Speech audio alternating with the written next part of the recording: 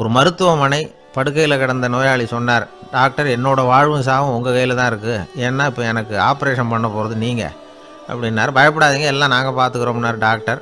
அதுக்குள்ள டாக்டர், நான் இது வரைக்கும் ஆஸ்பத்திரி பக்கமே வைத்தியத்துக்குன்னு வந்ததில்லை, இதுதான் எனக்கு முதல் ஆப்ரேஷன், அதுதான் பயமாக இருக்குன்னார் நோயாளி. டாக்டர் சொன்னார், எனக்கும் இதுதான் முதல் ஆப்ரேஷன், அதுக்காக நான் என்ன பயப்படுறேன்னா பாருங்க, தைரியமாக இருங்கன்னார். அதனால் நம்ம வாழ்க்கையை நாம் தான் தீர்மானிக்கணும். அப்படி அதை தீர்மானிக்கிற பக்குவம் நமக்கு வந்துட்டதுன்னா வாழ்க்கையில் வெற்றி நிச்சயம். அவர் ஒரு நாள் வீட்டு திண்ணையில் உட்காந்துருந்தாராம். அப்போது தெருவில் ஒரு பிச்சைக்காரன் அந்த வழியாக வந்திருக்கிறான், பிச்சை கேட்டிருக்கான். அந்த சமயத்தில் தர்மர் வேறு ஏதோ வேலையாக இருந்திருக்கிறார். அதனால் பிச்சைக்காரனை பார்த்து நாளைக்கு வா அப்படின்னு சொல்லிவிட்டார். அவனும் சரின்னு சொல்லிவிட்டு போயிட்டான். பீமன் இதை பார்த்துக்கிட்டு இருந்தான். உடனே அவன் என்ன செஞ்சான் தெரியுமா, ஒரு முரசை எடுத்துக்கிட்டு கிராமத்தை நோக்கி ஓடனான். முரசை அடிச்சுக்கிட்டு ஏதோ சொல்ல ஆரம்பிச்சிட்டான். தர்மருக்கும் இது தெரிய வந்தது. அவருக்கு ஒன்றும் புரியல. என்னாச்சு உனக்குன்னு கேட்டார். பீமன் சொன்னான், நான் கிராம மக்களுக்கு ஒரு செய்தியை தெரிவிக்க போகிறேன் அப்படின்னா. என்ன செய்தின்னார். எங்கள் அண்ணன் காலத்தை வென்றுட்டார் அப்படிங்கிற செய்தியை சொல்ல போகிறேன்னா. நான் காலத்தை ஜெயிச்சுட்டேனா, எதனால் அப்படி சொல்கிற அப்படின்னு கேட்டார்.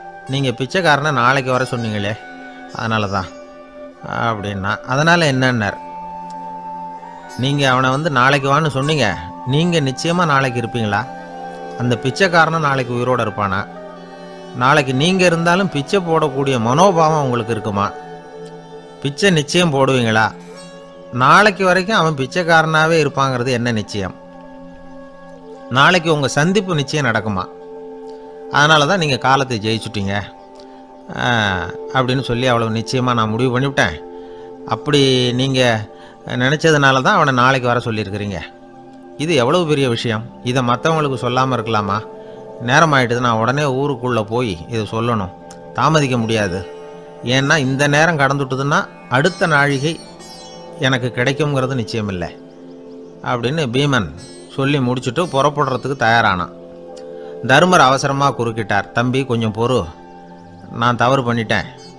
பரிபூர்ண சுதந்திரம் பெற்ற மனிதன் தான் அப்படி பேச முடியும், அப்படி வாக்குறுதி தர முடியும். அந்த பிச்சைக்காரனை இப்போவே கூப்பிடு, ஏதாவது உடனே கொடுத்து அனுப்பி வச்சு விட்றேன். நாளைக்கு என்ன நடக்குங்கிறது யாருக்கு தெரியும் அப்படின்னார். இந்த கதையிலேருந்து நாம் உணர்ந்து கொள்ள வேண்டிய உண்மை என்ன தெரியுமா? நிகழ்காலம் ஒன்று தான் நம்ம கையில் இருக்கிறது, அதை தவற விடாமல் சரியாக பயன்படுத்திக்கணும். கடந்த காலங்கிறது திரும்பி வர போகிறதில்ல, எதிர்காலங்கிறது இப்போ நம்மக்கிட்ட கிடையாது. அதனால் நிகழ்காலத்தை தான் நாம் பயன்படுத்திக்க முடியும். பிரிட்டிஷ் ஆட்சி நடந்துக்கிட்டு இருந்த காலம் 1920களின் கடைசி. அப்போ நடந்த ஒரு உண்மை நிகழ்ச்சி இது. ஒரு கல்யாண மாப்பிள்ளை ரயிலில் இறங்க போகிறார். அவரை வரவேற்க ஒரு ராஜ குடும்பமே காத்துக்கிட்டு இருக்குது. மங்களூர்லேருந்து இறங்குற அந்த மாப்பிள்ளை யார் தெரியுமா? ஒரு நாய். உண்மைதான், அந்த நாய்க்கு தான் கல்யாணம். சுதேசி சமஸ்தானத்து மன்னர்களில் ஒருத்தர் ஜூனாகட் மகாராஜா, அவரோட வளர்ப்பு நாய் ரோஷனாரா, அதுக்கு கல்யாணம் பண்ணி வைக்கணும்னு ஆசைப்பட்டார்.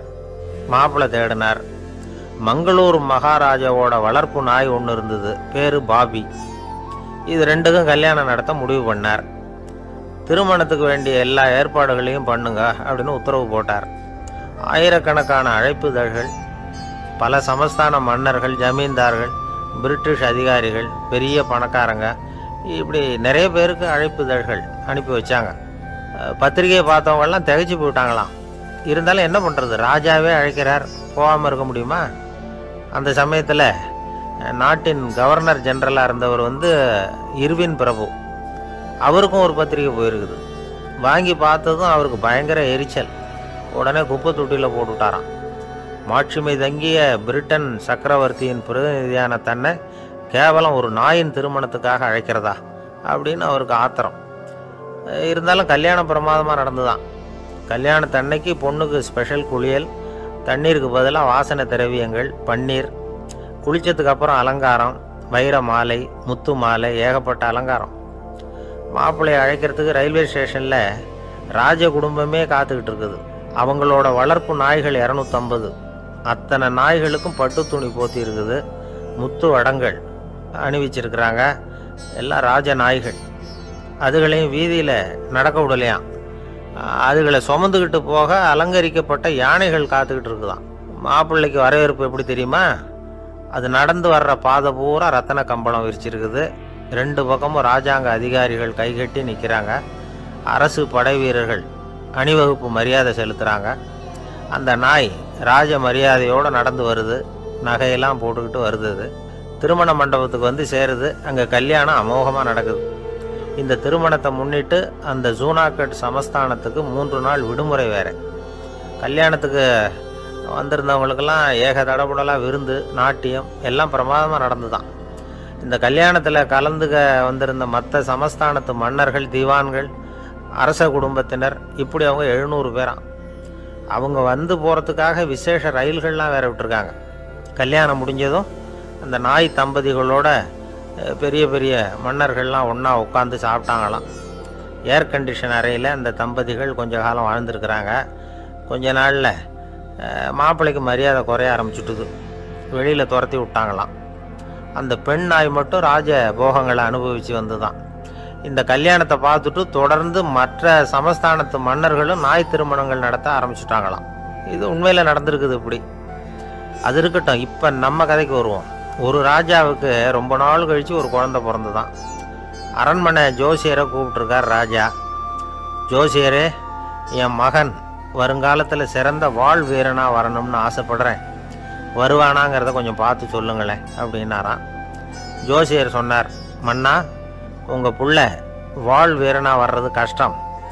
ஆனால் அவரும் உங்களை மாதிரியே நாய்க்குட்டிகள் பேரில் பிரியமாக இருப்பார். அதுகளுக்கு கல்யாணமும் பண்ணி வைப்பார் அப்படின்னாராம். அது எப்படி கண்டுபிடிச்சிங்க அப்படின்னு கேட்டிருக்கார் ராஜா. அரசே, உங்கள் பிள்ளைக்கு வாழ் மேலே உள்ள பிரியத்தை காட்டிலும் நாய் மேலே உள்ள பிரியம் அதிகங்கிறதுக்கான அறிகுறி இப்போவே தெரியுது. நல்லா கவனித்து பாருங்க. அவர் வாழ்னு கத்துறாரு அப்படின்னாரு.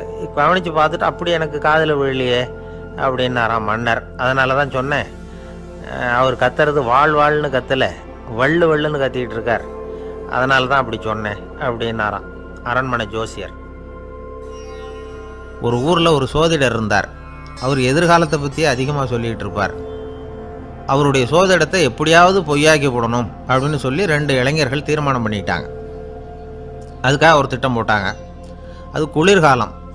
ஒரு இளைஞன் பெரிய கோட்டு ஒன்று சட்டைக்கு மேலே போட்டுக்கிட்டான். அந்த மேல் கோட்டுக்குள்ளே ஒரு புறாவை மறைச்சி வச்சுக்கிட்டான். 2 பேரும் அந்த சோதிடர் வீட்டுக்கு போகிறாங்க. அவரை பார்த்தாங்க.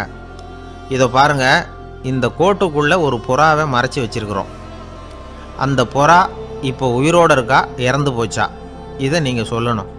சரியாக சொல்லிவிட்டா உங்கள் ஜோசியத்தை நம்புகிறோம் அப்படின்னாங்க. இவங்க மனசுக்குள்ளே என்ன திட்டம்னா, புறா உயிரோடு இருக்குன்னு அவர் சொல்லிவிட்டார்னா அப்படியே கையால் அமைக்க அதை கொண்டு விட வேண்டியது. புறா உயிரோடு இல்லைன்னு சொல்லிவிட்டார்னா அப்படியே உயிரோடு எடுத்து காட்டிவிட வேண்டியது. இதுதான் அந்த இளைஞர்களோட திட்டம். அவர் என்ன பதில் சொன்னாலும் அவர் சொல்கிறது பொய்ன்னு நிரூபணம் பண்ணிவிடலாம்ல. இதுதான் அவங்க நம்பிக்கை. இந்த சோதிடர் எல்லா வகையிலையும் தப்பிக்க முடியாதுன்னு அவங்க நம்பினாங்க. ஆனால் அந்த சோதிடர் சொன்ன பதில் இவங்களை திகைக்க வச்சுட்டுது. அவர் என்ன சொன்னார் தெரியுமா? உங்கள் கோட்டுக்குள்ளே இருக்கிற புறா உயிரோடு இருக்கா, செத்து போச்சா அப்படின்னு தானே கேட்குறீங்க. அது உங்கள் கையில் இருக்குது.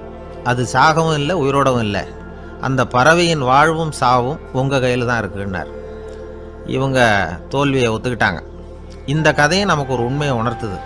இன்றைய இளைஞர்கள் எதிர்காலங்கிற பறவையை தங்களுக்குள்ளே வச்சிருக்கிறாங்க. அந்த பறவையின் வாழ்வும் தாழ்வும் அவங்க கையில் தான் இருக்குது. நமது வாழ்க்கைங்கிறது நமது கையில். நாம் நல்லா இருக்கிறதும் இல்லாமல் போகிறதும் நாம தான் காரணம். ஒரு பூங்கா. அங்கே ஒருத்தர் நின்றுக்கிட்டு இருக்கிறார். நின்றுக்கிட்டே ஏதோ ஆழ்ந்த யோசனையில் இருக்கிறார். அந்த பக்கமாக இன்னொருத்தர் வந்தார். இவரை கவனித்தார். என்ன யோசனைன்னு கேட்டார். எப்படி எழுந்திருக்கிறதுன்னு யோசனை பண்ணிகிட்டு இருக்கிறேன்னார் அவர். கேட்டவருக்கு ஒரு மாதிரி ஆயிட்டுது. ஏற்கனவே நின்றுக்கிட்டு இருக்கிற ஒருத்தர் எப்படி எழுந்திரிச்சு நிற்கிறதுன்னு யோசிக்கிறாருன்னா அது ஆச்சரியம் தானே. அதுக்கப்புறம் இவர் யோசிக்க ஆரம்பித்தார். என்ன இவர் இப்படி பேசுகிறாரு அப்படின்னு. கீழே விழுந்தால் தானே எழுந்திரிச்சு நிற்க முடியும். அதனால் எழுந்திரிக்கணும்னு நினைக்கிறவங்க முதல்ல கீழே விழணும். இவர் முதல்ல கீழே விழணும், அதுக்கப்புறம் தான் எழுந்திருக்கிறது எப்படின்னு சிந்திக்க முடியும். இந்த உலகத்தில் எல்லாருமே கீழே விழுந்து எழுந்தவர்கள் தான். இப்போ இந்த குழந்தை பருவத்தில் கீழே விழாமல் நடைபயில கற்றுக்கிட்டவங்க யாராவது உண்டா? சின்ன வயசில் ஒரு தடவை கூட கீழே விழலை சார், அப்படியே பிறந்தார் வளர்ந்தார் பெரியவர் ஆயிட்டார் அப்படின்னு யாரையும் சொல்ல முடியாது. அதனால் மனுஷங்கிறவன் விழுந்து புரண்டு எழுந்து தான் நடக்க கற்றுக்கிறான். ஒரு உண்மையை நாம் எல்லாரும் புரிஞ்சுக்கணும். இந்த உலகத்தில் தவறு செய்யாத மனிதர்களே யாரும் கிடையாது. அப்படி இருக்கிறப்போ எப்போதாவது நாம் தவறு பண்ணிவிட்டோம்னா அதுக்காக மனசு உடஞ்சி போயிடக்கூடாது, வாழ்க்கையில் வெறுப்பு வந்துடக்கூடாது. ஒரு தவறு நடந்துவிட்டுதா அதுக்காக மனசு உடஞ்சி போடாதீங்க, அதை ஒரு பாடமாக எடுத்துக்கங்க. அதே தவறு மறுபடியும் நடக்காமல் வேணும்னா பார்த்துக்கலாம், அது போதும். தடைக்கல்ல படிக்கல்லாம் மாற்றிக்கணும், இதுதான் இதில் முக்கியம். ஒரு அலுவலகம், அங்கே ஒரு அதிகாரி, அவர் உயர்ந்த பதவியில் இருந்தார், சிறந்த நிர்வாகின்னு பேர் வாங்கினவர். அவர் தனக்கு கீழே வேலை செய்கிறவங்க கிட்டெல்லாம் சொல்லுவாராம், இந்த நிறுவனத்தில் நீங்கள் எத்தனை தடவை வேணும்னாலும் தவறுகள் செய்யலாம், ஆனால் ஒரே விஷயம் என்னென்னா ஒரே தவறை மறுபடியும் செய்யக்கூடாது, அது முக்கியம் அப்படிம்பாராம். இதை மேம்போக்காக பார்த்தா அவர் ஏதோ தன்னுடைய ஊழியர்களை தவறு செய்ய தூண்டுறது மாதிரி தெரியும். ஆனால் உண்மை அப்படி இல்லை. இன்றைக்கி என்ன நடக்குது தெரியுமா? அநேகமாக எல்லா மனிதர்களுமே ஒரே தவறை தான் மறுபடியும் செய்கிறாங்க. விளையாட்டு வீரர்கள் ஒரே மாதிரியான தவறுகளை திரும்ப திரும்ப செய்கிறது உண்டு. கணக்கு எழுதுகிறவங்கள பாருங்கள், ஒரே தப்பை மறுபடியும் செய்வாங்க. அலுவலகம் வருகிறவர்களை கவனிங்க, ஒரு நாள் தாமதமாக வந்தால் பரவாயில்ல, தினமும் தாமதமாக வருவாங்க. இது மாதிரி செய்த தவறையே திரும்ப திரும்ப செய்கிறதுக்கு என்ன காரணம் அப்படின்னா, சோம்பல், ஞாபக மறதி, கவனக்குறைவு, தன்னுடைய திறமை பேரில் அளவுக்கு மீறிய நம்பிக்கை, இப்படி இதில் ஏதாவது ஒரு காரணமாக இருக்கலாம் அப்படிங்கிறாங்க இது பற்றி ஆய்வு செய்கிற வல்லுநர்கள். ஒரு தடவை செஞ்ச தவிர மறுபடியும் செய்கிறதில்லைன்னு முடிவு செஞ்சுக்கிட்டு அதை செயல்படுத்த கற்றுக்கணும், அது போதும், வாழ்க்கை வெற்றிகரமாக அமையும் அப்படிங்கிறாங்க அந்த அனுபவசாலிகள். அதனால் வெற்றிகரமாக வாழ்க்கையில் நடைபோட விரும்பும் இளைஞர்கள் தவிர்க்க வேண்டியது என்னென்னா, முதல்ல சோம்பலை தவிருங்கள், சுறுசுறுப்பாக இயங்குங்கள் அப்படிங்கிறது அவங்க அறிவுரை.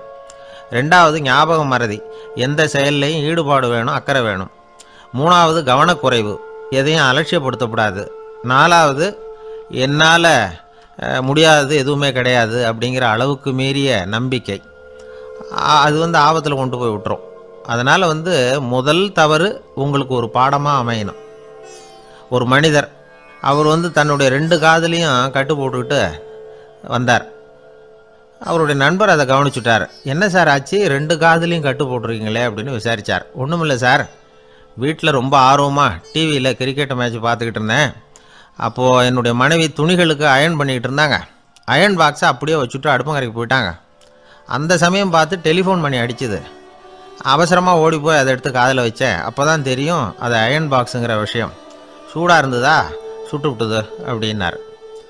ஒரு காது சரி சார், 2 காதும் ஏன் அப்படி ஆச்சு அப்படின்னு கேட்டார். அதே ஆள் மறுபடியும் ஃபோன் பண்ணான் சார் அப்படின்னார் இவர். எவ்வளோ தூரம் யோசிச்சிருப்பார் பாருங்க. அதனால் ஒரு தவறு மறுபடியும் நடக்கக்கூடாது, முதல் தவறு உங்களுக்கு ஒரு பாடமாக அமையட்டும் அப்படிங்கிறது தான் இதிலிருந்து நாம் தெரிந்து கொள்ள வேண்டிய கருத்து. அதனால் தவறுகள் அதெல்லாம் தடைக்கெல்லாம் நினைக்க வேண்டாம், படிக்கெல்லாம் நினைப்போம். அப்படி நினச்சோம்னா வாழ்க்கையில் வெற்றி நிச்சயம். கொஞ்சம் தூரத்தில் நாம் நிற்கிறோம், எட்டத்தில் இருந்துக்கிட்டு அவரை கவனிக்கிறோம். அவர் ஃபோனில் பேசுகிறத, அவர் பேசுகிற வார்த்தைகள் என்ன அப்படிங்கிறது நம்ம காதில் விழலை. ஆனாலும் அவர் பேசிக்கிட்டு இருக்கிறது நல்ல செய்தியா கெட்ட செய்தியா அப்படிங்கிறத நம்மளால் யூகிக்க முடியும். மகிழ்ச்சியான செய்தியை பேசும்போது முகம் மலருது, புன்னகை பூக்குது. இதில் ஒன்று நீங்கள் கவனிக்கணும், தொலைபேசியில் நாம் பேசுகிறப்போ நம்மோட பேசுகிறவர் எதிரில் இல்லை. அவர் தொலைபேசி வழியாக நம்ம குரலை மட்டும்தான் கேட்க போகிறார், நம்ம முகத்தை அவர் பார்க்க போகிறதில்ல. அப்படி இருந்தும் அப்போ நம்ம முகம் ஏன் மலரணும் அப்படின்னா, இதுதான் உடல் மொழி, பாடி லாங்குவேஜ் அப்படின்னு சொல்கிறாங்க. நம்ம அறியாமலேயே நம்ம உடம்பு செய்திகளை தெரிவிக்குது பாருங்கள், அதுதான் உடல் மொழி. ஒரு மனிதர் தொலைபேசியில் பேசிக்கிட்டு இருக்கிறத நீங்கள் தூரத்திலிருந்து கவனிச்சுக்கிட்டே அவர் நண்பரோட பேசுகிறாரா, மனைவியோட பேசுகிறாரா, குழந்தையோட பேசுகிறாரா, இல்லை மேலதிகாரிகிட்ட பேசுகிறாரா, அல்லது அவருக்கு கீழே பணிபுரிகிறவர்கள்கிட்ட பேசுகிறாரா அப்படிங்கிறத கண்டுபிடிக்கலாம். அதுக்கு காரணம் அவருடைய உடல் மொழி. இந்த உடல் மொழி கூட நம்ம வாழ்க்கையின் முன்னேற்றத்துக்கு பயன்படும். இதை பற்றிலாம் கூட சில நிபுணர்கள் ஆராய்ச்சி பண்ணி பார்த்துருக்குறாங்க.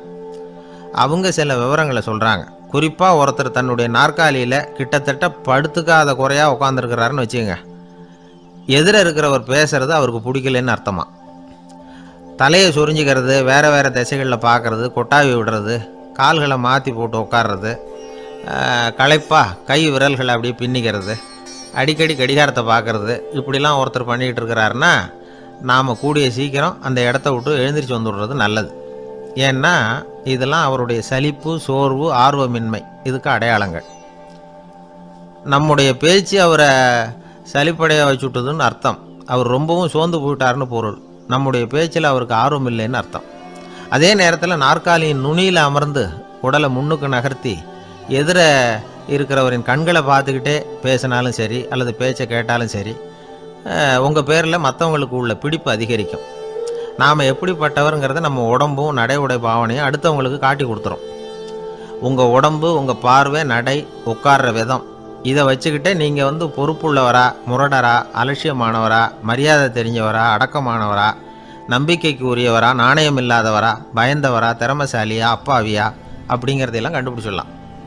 அதனால் இந்த உடல் மொழியை புரிஞ்சுக்கிட்டு நம்மளை கொஞ்சம் சரிப்படுத்திக்கிட்டோம்னா வாழ்க்கையில் சுலபமாக பல காரியங்களை சாதிக்க முடியும். ஒரு மனநல மருத்துவமனை, அங்கே ஒருத்தர் ஒரு நாற்காலியில் உட்காந்துக்கிட்டு கார் ஓட்டுறது மாதிரி அப்படி பாவனை பண்ணிகிட்டு இருந்தார். ஸ்டேரிங்கை திருப்புறது மாதிரி, பின்னாடி வர்ற வண்டியை நிற்க சொல்கிறது மாதிரி, அப்புறம் இவர் ஒதுங்கிக்கிட்டு அவருக்கு வழி விடுறது மாதிரி, இப்படிலாம் சேட்டைகள் பண்ணிக்கிட்டு இருந்தார் மனநல மருத்துவமனையில். இதை பார்த்துக்கிட்டு இருந்த ஒருத்தர் பக்கத்தில் இருந்த இன்னொருத்தர்கிட்ட கேட்டார், இவர் ஏன் இப்படி பண்ணுறாரு, இவருக்கு ஏன் அப்படி வந்தது நிலைமை அப்படின்னு சொல்லி அவர் விசாரித்தார். அப்போ அவர் விவரம் சொன்னார். வேறு ஒன்றும் இல்லைங்க, இவருக்கு கார் ஓட்டணும்னு ஆசை ரொம்ப காலமாக, அது நிறைவேறாமல் போயிட்டுது. அதுக்கப்புறம் அவர் மனநோயாளியை மாறிட்டார். இங்கே அழைச்சிட்டு வந்தாங்க. இங்கே அழைச்சிட்டு வந்ததுலேருந்து அப்படி தான் பண்ணிகிட்டு இருக்கிறார். அப்போ கார் ஓட்டுறது மாதிரிலாம் பாவனை பண்ணிகிட்டு இருப்பார், திருப்புறது மாதிரி பண்ணுவார், பின்னாடி வர்றவங்களுக்கு இடம் விடுவார், இப்படிலாம் செய்கிறார் அப்படின்னு விவரம் சொன்னாங்க. நீங்கள் சொல்லப்படாதா, இப்போ நீங்கள் கார் ஓட்டலை, வெறும் நாற்காலியில் தான் உட்காந்துருக்குறீங்க அப்படின்னு நீங்கள் சொல்லப்படாதா அவருக்கு அப்படின்னு கேட்டாங்க. அது முடியாதுங்க, ஏன்னா அந்த காரை கழுவுறதுக்காக அவர் தினமும் எனக்கு 10 ரூபா கொடுத்துக்கிட்டு இருக்கிறார் அப்படின்னாராம் அங்கே வேலை செஞ்சுக்கிட்டு இருந்த ஒருத்தர். அதனால் வாழ்க்கையில் நாம் இந்த உடல் மொழியை புரிஞ்சுக்கணும். உடல் மொழிங்கிறது இப்போ ஆரம்பத்தில் சொன்னது மாதிரி அந்த தொலைபேசியில் பேசுகிறவங்கள தூரத்திலேருந்து பார்த்தாவே அவர் யாருக்கிட்ட பேசுகிறார், என்ன பேசுகிறாருன்னு தெரியும். நம்ம முகத்தை நல்லா வச்சுக்கணும். உடல் மொழியை நம்ம புரிஞ்சுக்கிட்டு பயன்படுத்த ஆரம்பித்தோம்னா எந்த முயற்சி பண்ணினாலும் அதில் வெற்றி நிச்சயம். எப்படி தெரியுமா? குருகுல வாசம் செஞ்சு படிக்கணும். ஆசிரியருங்கிறவர் ஆசிரமத்தில் இருப்பார். அங்கே போய் அவருக்கு தொண்டுகள் செய்யணும். துணிகள்லாம் துவைச்சி போடணும். தூங்கும்போது காலை பிடிச்சி விடணும். புழுக்கமாக இருந்தால் விசிறி மட்டை எடுத்து விசிறணும். அப்படியே அப்பப்போ அவர் சொல்லிக் கொடுக்குற பாடத்தையும் கற்றுக்கணும். அவர் சொல்லிக் கொடுக்குற பாடங்களை ஓலைச்சுவடிகளில் எழுதிக்கணும். இதுதான் குருகுல வாசம்ங்கிறது. இப்போ மாதிரிலாம் கிடையாது. ஆக குருகுல வாசம்ங்கிறது மனசையும் பண்படுத்தும், அறிவையும் பண்படுத்தும். அப்படி ஒரு பயிற்சி அது. அந்த காலத்தில் பஞ்சபாண்டவர்கள் ஒரு குருகுலத்தில் படிக்க போனாங்களாம். ஏற்கனவே அங்கே ஒரு 15 பேர் இருந்திருக்கிறாங்க. இவங்களையும் சேர்த்து மொத்தம் 20 பேர். எல்லாரும் ரொம்ப ஆர்வத்தோடு அங்கே தங்கி படிச்சுக்கிட்டு இருக்கிறாங்க. 2 வருஷம் ஓடி போச்சு. எல்லாரும் ஊருக்கு திரும்ப வேண்டிய நேரம். ஆசிரியர் ஒவ்வொருத்தராக கூப்பிட்டார். இது வரைக்கும் என்ன கற்றுக்கிட்ட அப்படின்னு கேட்டார். அவங்க தாங்கள் எழுதி வச்சுருந்ததை சொன்னாங்க, கற்றுக்கிட்டதை சொன்னாங்க. அங்கே படிக்க வந்தவங்க எல்லாருமே புத்திசாலிகள். அது மட்டும் இல்லை, பல பேர் அரச குடும்பத்தை சேர்ந்தவங்க, இளவரசர்களாக வேற இருக்கிறவங்க. அதனால் அவங்கக்கிட்ட அபாரமான கல்வி அறிவை எதிர்பார்த்தார். ஒருத்தன் தான் எழுதி வச்சுருந்த சரித்திர பாடம் பூராவையும் படித்து காட்டினான். இன்னொருத்தன் தான் எழுதி வச்சுருந்த பூகோள பாடம் பூராவையும் படித்து காட்டினான். இப்படி ஒவ்வொருத்தராக அவங்க படித்தது என்னங்கிறத படித்து காட்டிவிட்டு போனாங்க. கடைசியாக தர்மர் வந்தார். பேசாமல் நிற்கிறார். தன் கையில் இருந்த ஓலைச்சுவடி கேட்டால் அவர் பிரிக்கவே இல்லை. ஆசிரியர் இவர்கிட்ட தான் அதிகமாக எதிர்பார்த்தார். ஆனால் இவரோ பேசாமல் நின்றுட்டு இருக்கிறார். நீ என்ன கற்றுக்கிட்ட சொல்லு, ஓலைச்சுவடியை பிரித்து படினார் அந்த முனிவர். தர்மர் அசையவே இல்லை. மெதுவாக சொன்னார், ஐயா, நான் கற்றுக்கிட்டது ஒன்றே ஒன்று தான். அதுதான் வாழ்க்கையில் எனக்கு ரொம்ப முக்கியமான பாடமாக அமையும் அப்படின்னார். என்னது, என்கிட்ட 2 வருஷ காலமாக படிச்சு விட்டு கடைசியில் கற்றுக்கிட்டது ஒன்று தானா அப்படின்னார் முனிவர். அவருக்கு ஒன்றும் புரியல. மற்ற மாணவர்களை விட இவர் பண்புகளில் உயர்ந்தவர், அறிவில் சிறந்தவர், வயசில் முதிர்ந்தவர். இவரே இப்படி சொன்னால் மற்றவங்க நிலைமை என்னத்துக்கு ஆறுது? அவங்க ரொம்பவும் கெட்டு போயிடுவாங்களே அப்படின்னு அவர் யோசனை பண்ணார். தர்மா, நல்லா யோசனை பண்ணி பதில் சொல்லு. 2 வருஷமாக நீ கற்றுக்கிட்டது என்ன அப்படின்னு தானே நான் கேட்குறேன். அதை கொஞ்சம் யோசனை பண்ணி சொல்லுன்னார் முனிவர் கொஞ்சம் கோபமாக. தர்மர் முகத்தில் எந்த மாறுதலுமே இல்லை. இல்லையா, 2 வருஷமாக நான் கற்றுக்கிட்ட முக்கியமான பாடம் ஒன்று தான்னார். இப்போ அந்த முனிவருக்கு கோபம் அதிகமாக வந்துடுது. ஏன்பா, உனக்கு வெக்கமா இல்லையா? உன்னை விட வயசில் குறைஞ்சவங்க எவ்வளவு பாடம் கற்றுக்கிட்டு இருக்கிறாங்க, எவ்வளவு விரிவாக அவங்க படித்து காட்டினாங்க. நீயும் கூட நிறைய குறித்து வச்சிருக்கிற போல இருக்க, அதை ஏன் பிரித்து படிக்கக்கூடாது அப்படின்னார். ஐயா, நான் சொல்கிறது உங்களுக்கு ஏமாற்றமாக இருந்தால் என்னை மன்னிக்கணும். நான் ரொம்ப முக்கியமாக கற்றுக்கிட்டு இருக்கிறது ஒன்று தான், மற்ற எதையும் சொல்கிறதுக்கு விரும்பலைன்னார். மாணவர்கள்லாம் சிரிச்சுட்டாங்க. முனிவருக்கு கோபம் அளவுக்கு மீறி வந்துட்டு ஓங்கி அரைஞ்சி விட்டார் தருமரை அவர் கன்னத்தில். தருமர் கண்ணை செவந்து போட்டுது, கண்கள் கலங்கி போச்சு. ஆனாலும் அவர் அமைதியை இழக்கலை, தலை குனிஞ்சு நிற்கிறார். இவருடைய பிடிவாதம் முனிவருக்கு இன்னும் ஆத்திரத்தை உண்டாக்கி விட்டது. இன்னொரு கன்னத்திலே அரைஞ்சார். எல்லாரும் பயந்து போய் அமைதியாக நின்றுட்டு இருக்கிறாங்க. முனிவர் கத்துறார், அப்படி நீ கற்றுக்கிட்ட அந்த முக்கியமான பாடம் தான் என்ன, அதையாவது சொல்லு அப்படின்னார். ஐயா, அதை மட்டும் ஒரு ஓலைச்சுவடியில் தனியாக குறித்து வச்சுருக்கிறேன், இந்தாங்க, இதை நீங்களே படித்து பாருங்கன்னார். தருமர் ஓலைச்சுவடியை நீட்டினார். முனிவர் அதை வாங்கி பிரித்தார், சத்தம் போட்டு படித்தார். என்ன எழுதியிருக்காருன்னா, எப்படிப்பட்ட சோதனை ஏற்பட்டாலும் நிதானம் இழந்து கோபத்துக்கு ஆளாகக்கூடாது அப்படின்னு. இதுதான் அந்த ஓலைச்சுவடியில் அவர் எழுதி வச்சுருந்தது. அந்த ஒரு கணத்திலேயே முனிவரும் எல்லா மாணவர்களும் தருமரை புரிஞ்சுக்கிட்டாங்களாம். அவர் கற்றுக்கிட்டது ஏட்டு சுரக்காய் இல்லை, வாழ்க்கையில் பயன்படக்கூடிய முக்கியமான அனுபவ பாடம். முனிவர் கண்களில் கண்ணீர். தருமரை அன்போடு கட்டி தழுவிக்கிட்டார். அப்புறம் சொன்னார், தர்மா, என்னை மன்னிச்சிரு, நீ மாணவன் இல்லை, ஆசிரியன். நான் இதுவரைக்கும் தெரிஞ்சிக்காத அனுபவ பாடத்தை நீ இப்போ எனக்கு கற்றுக் கொடுத்துட்ட அப்படின்னு சொன்னாராம். அதனால் நிதானம் தவறக்கூடாதுங்கிறது ரொம்ப முக்கியமான ஒரு செய்தி. ஒரு ஆசிரியர் மாணவனை ஒரு கன்னத்தில் ஓங்கி அரைஞ்சுட்டார். இவன் நிதானம் தவறல, அமைதியாக நின்றுக்கிட்டு இருந்தான். அவர் ஒரு தடவை அரைஞ்சதும் எப்படி உன்னால் நிதானம் தவறாமல் இருக்க முடிஞ்சுது அப்படின்னு கேட்டாங்க நண்பர்கள். அவன் சொன்னான், நான் நிதானம் தவறி இருந்தால் எங்கள் வாத்தியார் இன்னொரு கன்னத்துலேயும் அரைஞ்சிருப்பார், அது அதை விட பலமாக இருக்கும், அதனால தான் நான் அப்படி இருந்தேன் அப்படின்னு நானான். ஆக நாம் தெரிந்து கொள்ள வேண்டியது, வாழ்க்கையில் நிதானம் தவறாமல் இருக்க வேண்டும். அதுதான் வெற்றியின் ரகசியம். ஒரு நண்பர்கிட்ட பேசிக்கிட்டு இருந்தேன். அவருடைய உறவினர் ஒருத்தர் ஒரு நேர்முக தேர்வுக்கு போயிருந்தாராம், இன்டர்வியூவுக்கு. ரொம்பவும் பொறுப்பாகவும் கவனமாகவும் செயல்பட வேண்டிய பதவிக்கான நேர்காணல் அது. இவர் எழுத்து தேர்வில் ஏராளமான மதிப்பெண்கள் வாங்கிவிட்டார். அதனால் அதை பற்றி கவலை இல்லை.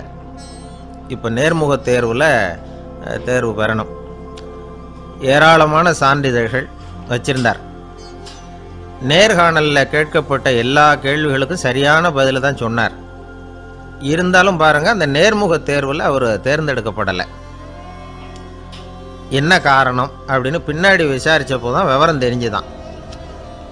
அது என்ன ஆயிருக்குதுன்னா, அந்த நேர்காணலின் போது இவர் நடந்துக்கிட்ட முறையில் சில தவறுகள் நடந்து போச்சான். முக்கியமாக 2 தவறுகள். ஒன்று, அவங்க ஒரு கேள்வியை கேட்டு முடிக்கிறதுக்குள்ளேயே இவர் பதில் சொல்ல ஆரம்பிச்சுட்டாராம். ரெண்டாவது என்னென்னா, இவர் நாற்காலியில் தாராளமாக இயல்பாக சாஞ்சி உட்காராம நாற்காலி முனையில் உட்காந்துருந்தாராம். இந்த 2 விதமான செயல்பாடுகளும் இவர் அவசரப்படுறவர், பதற்றப்படுறவர் அப்படிங்கிறதுக்கான அடையாளங்கள். அதாவது கேள்வியை கேட்டு முடிக்கிறதுக்குள்ளேயே முந்திக்கிட்டு பதில் சொல்கிறது. ரெண்டாவது, நாற்காலியில் இயல்பாக தாராளமாக உட்காராம நாற்காலி முனையில் உட்கார்றது. பார்க்க போகிற வேலைக்கு அவசரம், பதற்றம் இது 2 இருக்கக்கூடாதான். அதனால் மார்க் இருந்தும் சர்டிஃபிகேட் இருந்தும் அந்த வேலை வாய்ப்பு அவருக்கு கிடைக்கல. வேலை கொடுக்குறவங்க நம்மக்கிட்ட இருந்து என்ன தான் எதிர்பார்க்குறாங்க, இதை தெரிஞ்சு வச்சுக்கிறது நல்லது. முதல்ல, மற்றவர்களுடன் தொடர்பு கொள்ளும் திறமை, அதாவது எபிலிட்டி டு கம்யூனிகேட். நீங்கள் நினைக்கிறத அழகாக தொகுத்து வகைப்படுத்தி சொல்ல தெரியுதான்னு பார்ப்பாங்க. உங்கள் திட்டங்களை அடுத்தவங்க ஏற்றுக்கொள்ளக்கூடிய விதத்தில் வெளிப்படுத்துறதுக்கு உங்களால் முடியுதான்னு பார்ப்பாங்க. இதுக்கு என்ன செய்கிறது? குழப்பம் இல்லாமல் சிந்திக்கணும், குழப்பம் இல்லாமல் பேசணும். ரெண்டாவது விஷயம் என்னென்னா புத்திசாலித்தனம், அதாவது இன்டெலிஜென்ஸ். ஏற்றுக்க போகிற வேலையை நல்ல விதமாக செய்ய முடியுமா உங்களால், அதை எந்தெந்த வழியில் செய்யலாம் அப்படிங்கிறத உங்களால் தீர்மானிக்க முடியுமா, அந்த வேலைக்கான புது புது யோசனைகளை உங்களால் சொல்ல முடியுமா அப்படின்னு பார்ப்பாங்க. இது இன்டெலிஜென்ஸ். மூணாவது தன்னம்பிக்கை, அதாவது செல்ஃப் கான்ஃபிடென்ஸ். உங்களுக்கு அது உண்டா அப்படிங்கிறத கவனிப்பாங்க. எந்த சூழ்நிலையையும் சமாளிக்கணும், எப்படிப்பட்ட மனிதர்களையும் சமாளிக்கிற தைரியம் வேணும், அடுத்தவங்களை நமக்கு சாதகமாக திருப்பக்கூடிய தன்னம்பிக்கை வேணும். நாலாவது பொறுப்புகளை முன்வந்து ஏற்றுக்கொள்ளுதல், வில்லிங்னஸ் டு அக்செப்ட் ரெஸ்பான்சிபிலிட்டி. பொறுப்புகள்லேருந்து நழுவி போக ஆசைப்படாமல் செஞ்சு முடிக்கணும்.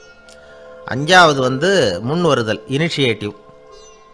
வேலையோட முக்கியத்துவம் உணர்ந்து அதை ஏற்றுக்கிட்டு தகுந்த நடவடிக்கைகளை தயங்காமல் எடுக்கிறதுக்கு முன் வரணும். ஆறாவது என்னன்னு கேட்டிங்கன்னா தலைமைத்துவம், லீடர்ஷிப். 4 பேருக்கு தலைமை தாங்கி நல்ல விதத்தில் நடந்துக்க தெரியுதா. ஏழாவது கற்பனை திறன், இமேஜினேஷன். சில பிரச்சனைகள் வரக்கூடும் அப்படின்னு முன்கூட்டியே யூகித்து அதுக்கு தகுந்த மாதிரி நடவடிக்கை எடுக்கிற திறமை உண்டா அப்படிங்கிறத பார்ப்பாங்க. எட்டாவது என்னென்னா வளைந்து கொடுத்தல், ஃப்ளெக்சிபிலிட்டி. சூழ்நிலைக்கு தகுந்த மாதிரி, மாற்றங்களுக்கு தகுந்த மாதிரி அனுசரித்து நடந்துக்கிறதுக்கு தெரியுதா அவங்களுக்கு அப்படிங்கிறத கவனிப்பாங்க. அடுத்தது திறமைகளை வெளிக்கொணரும் திறமை, இன்டர்பர்சனல் ஸ்கில்ஸ். அடுத்தவங்க கிட்ட இருக்கிற திறமையை கண்டுபிடிச்சி அதை நல்ல விதத்தில் ஊக்கப்படுத்தி பயன்படுத்த தெரியுதா அப்படின்னு பார்ப்பாங்க. ஆறாவது சுய அறிவு, செல்ஃப் நாலெட்ஜ். அடுத்தவங்க நம்மளை பற்றி என்ன நினைக்கிறாங்க அப்படிங்கிறத நம்மளால் புரிஞ்சிக்க முடியுதாங்கிறது முக்கியம். அடுத்தது போட்டி மனப்பான்மை, காம்படிட்டிவ்னஸ். அடுத்தவங்களை ஒப்பிட்டு பார்த்து அதை விட ஒரு படி மேலே வரணுங்கிற குணம் வேணும். இதுக்கு அடுத்தது என்னென்னா குறிக்கோளை வெல்லுதல், கோல் அச்சீவ்மெண்ட். குறிக்கோளை சவாலாக எடுத்துக்கிட்டு அதை அடையணும். அப்புறம் வேறுபட்ட திறமைகள், ஒகேஷனல் ஸ்கில்ஸ். பதவிக்கு வேண்டிய திறமைகள் தவிர மற்ற திறமைகள் எதுவும் உண்டாங்கிறது முக்கியம். நமக்கு வேலை கொடுக்கணும்னு நினைக்கிறவங்க நம்மக்கிட்ட இருந்து இவ்வளவும் எதிர்பார்ப்பாங்க. அதுக்கு தகுந்த மாதிரி நம்மளை நாமே தயார்படுத்திக்கணும். எனக்கு வேண்டப்பட்ட ஒருத்தர் ஒரு இன்டர்வியூவுக்கு போயிட்டு வந்தார், நேர்காணலுக்கு. எப்படி இருந்தது இன்டர்வியூன்னு விசாரித்தேன். நான் போனேன். அவர் கேட்ட எல்லா கேள்விக்கும் அவர் எதிர்பார்த்தது மாதிரியே எல்லா பதிலையும் சொன்னேன். கடைசியாக நான் எதிர்பார்க்காத ஒரு தகவலை அவர் சொன்னார் அப்படின்னார். என்னன்னு கேட்டேன். அவரும் என்ன மாதிரியே இன்டர்வியூக்கு வந்தவர் தானா, சும்மா என்ன கேள்வி கேட்டுக்கிட்டு உட்காந்துருந்தாராம் அப்படின்னார். அதனால் ஒரு நேர்காணலுக்கு போகிறதுக்கு முன்னாடி என்ன எதிர்பார்க்குறாங்க அப்படிங்கிறத தெரிஞ்சுக்கிட்டு போனால் வெற்றி நிச்சயம். வாழ்க்கையில் ரொம்பவும் அடிபட்டு அல்லல் பட்டுக்கிட்டு இருக்கிற ஒருத்தர் வந்தார். மனசு ரொம்பவும் நொந்து போய் பேசினார். இந்த உலகத்தில் மனுஷனாக பிறந்ததை விட மாடாக பிறந்திருக்கலாம் சார் அப்படின்னார். திடீர்னு என்கிட்ட இப்படி சொன்னால் அதுக்கு நான் என்னங்க பண்ண முடியும் அப்படின்னேன். உங்ககிட்ட வரணும்னு தோணுச்சு, அதனால் வந்தேன் அப்படின்னார். சரிங்க, இப்படி ஒரு யோசனை வந்ததுக்கு என்ன காரணம் அப்படின்னு சொல்லி அவர்கிட்ட கேட்டேன். அதுக்கு அவர் சொன்னார், என் பையனுக்கு வேலை தேடுறேன் கிடைக்கல, பொண்ணுக்கு மாப்பிள்ளை தேடுறேன் கிடைக்கல, வீடு கட்டுறதுக்கு கடன் கேட்குறேன் கிடைக்கல. மாடாக பிறந்திருந்தா இது மாதிரி கவலையெல்லாம் கிடையாதுல்ல, பேசாமல் வைக்கோலை தின்னுக்கிட்டு அசை போட்டுக்கிட்டே கடந்து விடலாமே அப்படின்னார் அலட்சியமாக. அதுக்கப்புறம் தான் அவர் சொன்ன கருத்தை நானும் கொஞ்சம் அசை போட ஆரம்பித்தேன் மனசுக்குள்ளே. இப்போது இயற்கையை பொறுத்த வரைக்கும் அது நாம் எல்லாரும் மகிழ்ச்சியாக வாழணும் அப்படின்னு தான் விரும்புது. விலங்குகள், பறவைகள், தாவரங்கள், அப்புறம் மற்ற உயிரினங்கள் எல்லாமும் நல்லபடியாக இருக்கணும் அப்படிங்கிறது தான் இயற்கையோட விருப்பம். அதில் ஒன்றும் சந்தேகம் இல்லை. இயற்கையோட அமைப்பை கொஞ்சம் கவனித்து பார்த்தா அதை நாம் நல்லா புரிஞ்சுக்கலாம்.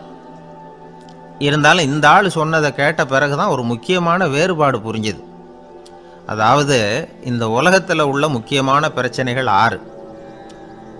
அந்த 6 பிரச்சனைகளும் ஆடு மாடுகளுக்கு கிடையாது, மரம் செடி கொடிகளுக்கு கிடையாது. ஆனால் மனுஷன் அந்த 6 பிரச்சனைகளையும் சந்திக்க வேண்டியிருக்கு. சரி, அந்த 6 பிரச்சனைகள் என்னென்ன தெரியுமா? முதல்ல இந்த ஆடு மாடுலாம் நமக்குன்னு சொந்தமாக ஒரு வீடு இல்லையே அப்படின்னு கவலைப்பட்டுக்கிட்டு இருக்கிறதில்ல. ஆனால் மனிதனுக்கு வீடு தேவைப்படுது. இது ஒரு வித்தியாசம். இப்போ 2வது பிரச்சனை என்னென்னா ஆடை பிரச்சனை. ஒரு கோழியோ சேவலோ நாம் போட்டுக்கிறதுக்கு ஒரு சட்டை இல்லையே அப்படின்னு கவலைப்படுறதில்ல. ஆனால் மனுஷனுக்கு அந்த கவலை உண்டு. சரி, இப்போ 3வது என்னன்னு பார்த்தா கல்வி பிரச்சனை. ஒரு பசுமாடு கவலையோடு நின்றுக்கிட்டு இருக்கு அப்படின்னு வச்சுக்குவோம். நீங்கள் அதுக்கிட்ட போய் ஏன் பசுமாடை கவலையோடு நின்றுக்கிட்டு இருக்கிற அப்படின்னு கேட்குறீங்க. என் கண்ணுக்குட்டிக்கு எல்கேஜியில் இடம் கிடைக்கல, டொனேஷன் கொடுக்கறதுக்கு கையில் பணமும் கிடையாது, சிபாரிசுக்கு யாரை பிடிக்கிறதுன்னு தெரியல, இப்படியா சொல்லிகிட்டு இருக்கோம். அதுக்கு அந்த கவலையெல்லாம் கிடையாது. ஆனால் மனிதனுக்கு அந்த கவலை உண்டு. 4வது என்னன்னு பார்த்தீங்கன்னா வேலைவாய்ப்பு பிரச்சனை. வேலை கிடைக்கலையே அப்படின்னு வேப்ப மரம் கவலைப்படுறதில்ல, ஆனால் மனுஷன் கவலைப்படுறான். 5வது என்னன்னு பார்த்தா கல்யாண பிரச்சனை. எருமை மாடு பசுமாடு எல்லாம் பொண்ணுக்கு மாப்பிள்ளை தேடிக்கிட்டாலே இது பேப்பரில் மணமகன் தேவை அப்படின்னு விளம்பரமாக கொடுக்குது, அதெல்லாம் கிடையாது. 6வது என்னன்னு பார்த்தீங்கன்னா பணம் சம்பந்தமான பிரச்சனை. ஆடு மாடுலாம் பணத்தை சேமிக்கணும்னோ ஏதாவது நிதி நிறுவனத்தில் முதலீடு பண்ணணும்னோ நினச்சிக்கிட்டு இருக்கிறதில்ல. பணத்தை எப்படி காப்பாற்றுறது அப்படிங்கிற கவலையும் அதுகளுக்கு கிடையாது. குதிரை குளம்போடு பிறக்குது, அதனால் அது காடு மேடெல்லாம் கவலை இல்லாமல் தெரியலாம். ஆடு உடம்பில் ரோமத்தோடு பிறக்குது, அதனால் அது குளிரை பற்றி கவலைப்பட வேண்டிய அவசியம் இல்லை. ஆனால் மனுஷனை பார்த்திங்கன்னா அவன் தான் ஒன்றும் இல்லாமல் பிறக்கிறான். ஏன் இந்த பாகுபாடு அப்படின்னு கேட்டால் இதை பற்றி கொஞ்சம் சிந்திச்சு பார்க்கணும். அதாவது இந்த சந்தேகத்தை ஒரு பெரியவர்கிட்டையும் கேட்டேன், அவர் சொன்னார் இதுக்கு பதில். அவர் இதே கேள்வியை இயற்கை கிட்ட கேட்டாராம். இயற்கை பதில் சொல்லிச்சான், வேற யாருக்கும் கொடுக்காத ஒரு வலுவான கருவியை, ஒரு பவர்ஃபுல் வெப்பன் மனுஷனுக்கு கொடுத்துருக்கிறேன்னு, அந்த கருவியை உபயோகப்படுத்தி அந்த 6 பிரச்சனை மட்டும் இல்லை 6 கோடி பிரச்சனைகள் இருந்தாலும் அதையெல்லாம் சமாளிக்கலாம். அது கருவி என்ன தெரியுமா? அதுதான் 6வது அறிவு. அதை உபயோகப்படுத்தினா காலுக்கு செருப்பு தயார் பண்ணிக்கலாம், குளிருக்கு போர்வை தயார் பண்ணிக்கலாம், என்ன வேணும்னாலும் செய்யலாம் அப்படின்னு இயற்கை பதில் சொல்லிச்சான். அதனால் நாம் செய்ய வேண்டியது என்னென்னா இயற்கையை முதல்ல சரியாக புரிஞ்சுக்கணும். இயற்கையின் படைப்பையே நாம் சரியாக புரிஞ்சுக்கிறது இல்லையே, அதுதான் வேதனை. இந்த கதையை கேளுங்க. இப்போ நகரத்திலேருந்து ஒரு ஆள் கிராமத்துக்கு வந்தான். அங்கே ஒரு சிறுவன் மாடு மேய்ச்சிக்கிட்டு இருந்தான். நகரத்து ஆள் சொன்னான், எவ்வளோ அழகான பசு, அது சரி இதுக்கெல்லாம் ஏன் கொம்பு இல்லைன்னா. இதுக்கு அந்த பையன் பதில் சொன்னான், பசுமாட்டுக்கு கொம்பு இல்லாததுக்கு பல காரணங்கள் உண்டு. கண்ணுக்குட்டியாக இருந்தால் கொம்பு இருக்காது, பசு வளர்ந்து பெருசானதுக்கு அப்புறம் தான் கொம்பு முளைக்கும், இது ஒரு காரணம். சில சமயம் வளர்கிற கொம்பை எடுத்து விடுறது உண்டு, அது ஒரு காரணம். ஆனால் இதுக்கு ஏன் கொம்பு இல்லைன்னு கேட்குறீங்க, அதுக்கு என்ன காரணம்னா இது பசு இல்லை குதிரை அப்படின்னானா. அங்கே ஒரு புதர் தெரியுது இல்லையா, இந்த புதருக்குள்ளே ஒரு சிங்கம் இருக்குது. அந்த பக்கமாக நான் போகிறப்போ வர்றப்போலாம் அது என்கிட்ட ஒம்பு வளர்க்குது, தகராறு செய்யுது, என் மேலே பாயுது, என்னை தாக்குது, ஏன்னு தெரியல அப்படின்னுது. இதை கேட்டதும் அந்த குரங்கு சொல்லிச்சு, இனிமேல் கவலைப்படாத, இந்த தடவை நான் உன்னை காப்பாற்றுறேன்னுது. அதுக்கப்புறம் ஒரு நாள் அந்த குரங்கும் கழுதியும் அந்த புதர் பக்கமாக போய்கிட்டு இருந்தாங்க. எதிர்பார்த்தது மாதிரியே நடந்தது. இந்த சிங்கம் எதிரில் வந்தது, கழுதியை பார்த்தது, உடனே அது மேலே பாய ஆரம்பிச்சுட்டுது. அவ்வளவுதான். உடனே இந்த குரங்கு என்ன பண்ணிச்சு தெரியுமா, கிடுகிடுன்னு ஒரு மரத்து மேலே ஏறி உட்காந்துக்கிட்டுது. அங்கே உட்காந்துக்கிட்டு கீழே அந்த கழுதியும் சிங்கமும் போடுற சண்டையை வேடிக்கை பார்க்க ஆரம்பிச்சுட்டுது. கொஞ்ச நேரம் கழித்து அடிபட்ட காயத்தோடு அந்த கழுதை மெதுவாக நடந்து வந்தது. குரங்கும் மெல்ல மரத்தை விட்டு கீழே இறங்குச்சு. இப்போ கழுதை கேட்டுது, என்னை காப்பாற்றுறேன்னு சொல்லிவிட்டு காலை வாரி விட்டுட்டியே, நீ பாட்டுக்கு மரத்து மேலே ஏறி உட்காந்துக்கிட்டே, இது நியாயமானது. குரங்கு பரிதாபமாக அதை பார்த்துது. நான் மரத்து மேலே இருந்து நீங்கள் 2 பேரும் சண்டை போட்டதை பார்த்துக்கிட்டு தான் இருந்தேன். உன்னோட சத்தம் தான் அதிகமாக இருந்தது, அது நீ சிரிக்கிற மாதிரி எனக்கு கேட்டுது, அதனால் நீ தான் ஜெயிச்சுக்கிட்டு இருக்க போல இருக்கு அப்படின்னு நினச்சிவிட்டேன்னு. இன்றைக்கி பல பேர் இப்படி தான் இருக்கிறாங்களாம். யார் ஜெயிக்கிறாங்க யார் தோக்குறாங்கங்கிறத முகத்தை பார்த்து கூட கண்டுபிடிக்க முடியறதில்ல, பேசுகிற பேச்சை வச்சு கூட கண்டுபிடிக்க முடியறதில்ல. தோற்கிறவங்க கூட சிரிக்கிற மாதிரி முகத்தை வச்சுக்கிறான். இன்றைய மனிதர்கள்கிட்ட ஏகப்பட்ட முரண்பாடுகள். பொய் முகங்களோட உலவுகிறவர்கள் தான் அதிகம்.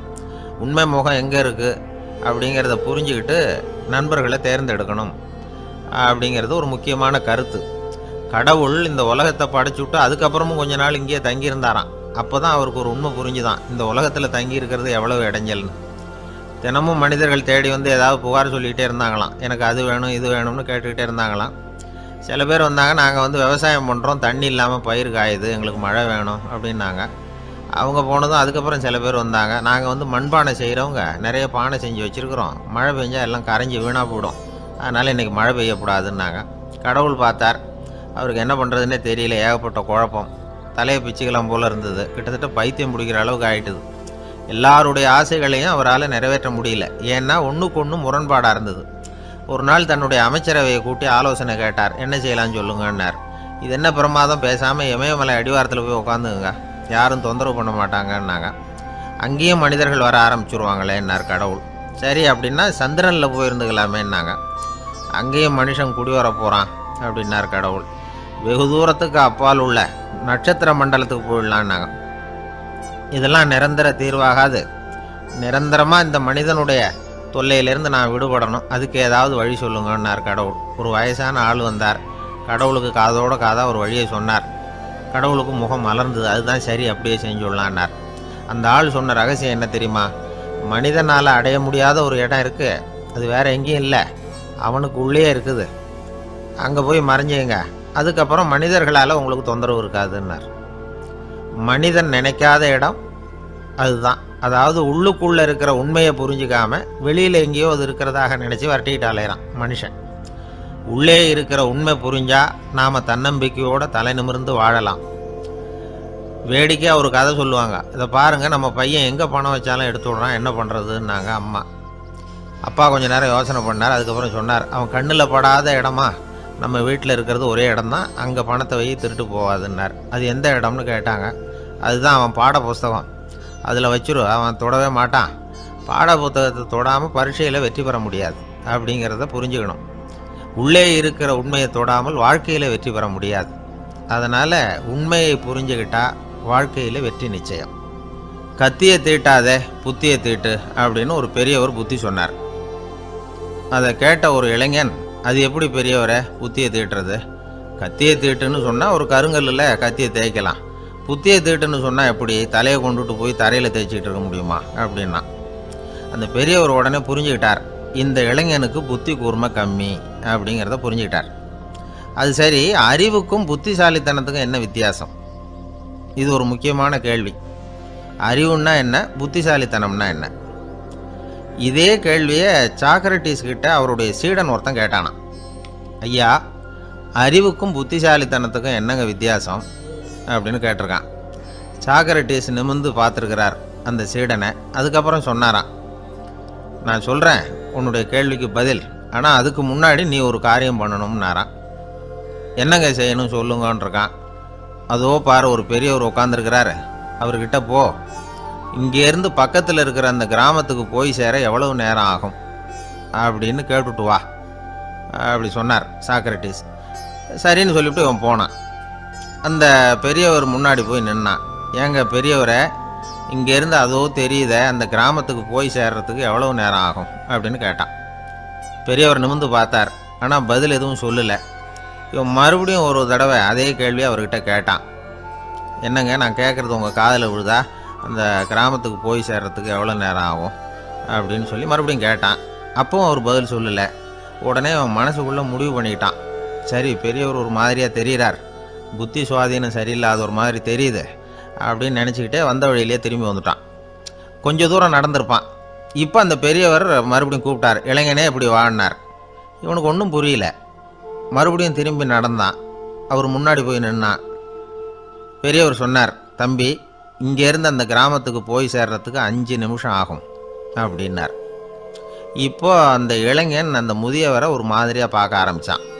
அதுக்கப்புறம் கொஞ்சம் யோசித்தான். பிறகு அவர்கிட்டே கேட்டுட்டான், ஏங்க பெரியவரை, இதே பதிலை அப்போவே என்கிட்ட சொல்லியிருக்கலாமே, என்னை திரும்பி போன்னு சொல்லிவிட்டு பாதி தூரம் போனதுக்கப்புறம் மறுபடியும் கூப்பிட்டு அதுக்கப்புறம் இப்படி சொல்கிறீங்களே, இது நியாயமா அப்படின்னா. பெரியவர் சிரித்தார். அதுக்கப்புறம் சொன்னார், ஏன்பா, நீ எவ்வளவு வேகமாக நடக்கிறேங்கிறத பார்க்காம நீ கிராமத்துக்கு போய் சேர வேண்டிய நேரத்தை எப்படி என்னால் சொல்ல முடியும்? அதனால தான் உன்னை கொஞ்சம் தூரம் நடக்க விட்டு உன்னுடைய நடையின் வேகம், அந்த கிராமம் இருக்கிற தூரம் ரெண்டையும் கணக்கு போட்டு அதுக்கப்புறம் நேரத்தை சொன்னேன்னார். சீடன் வந்து தலை குனிந்தான்.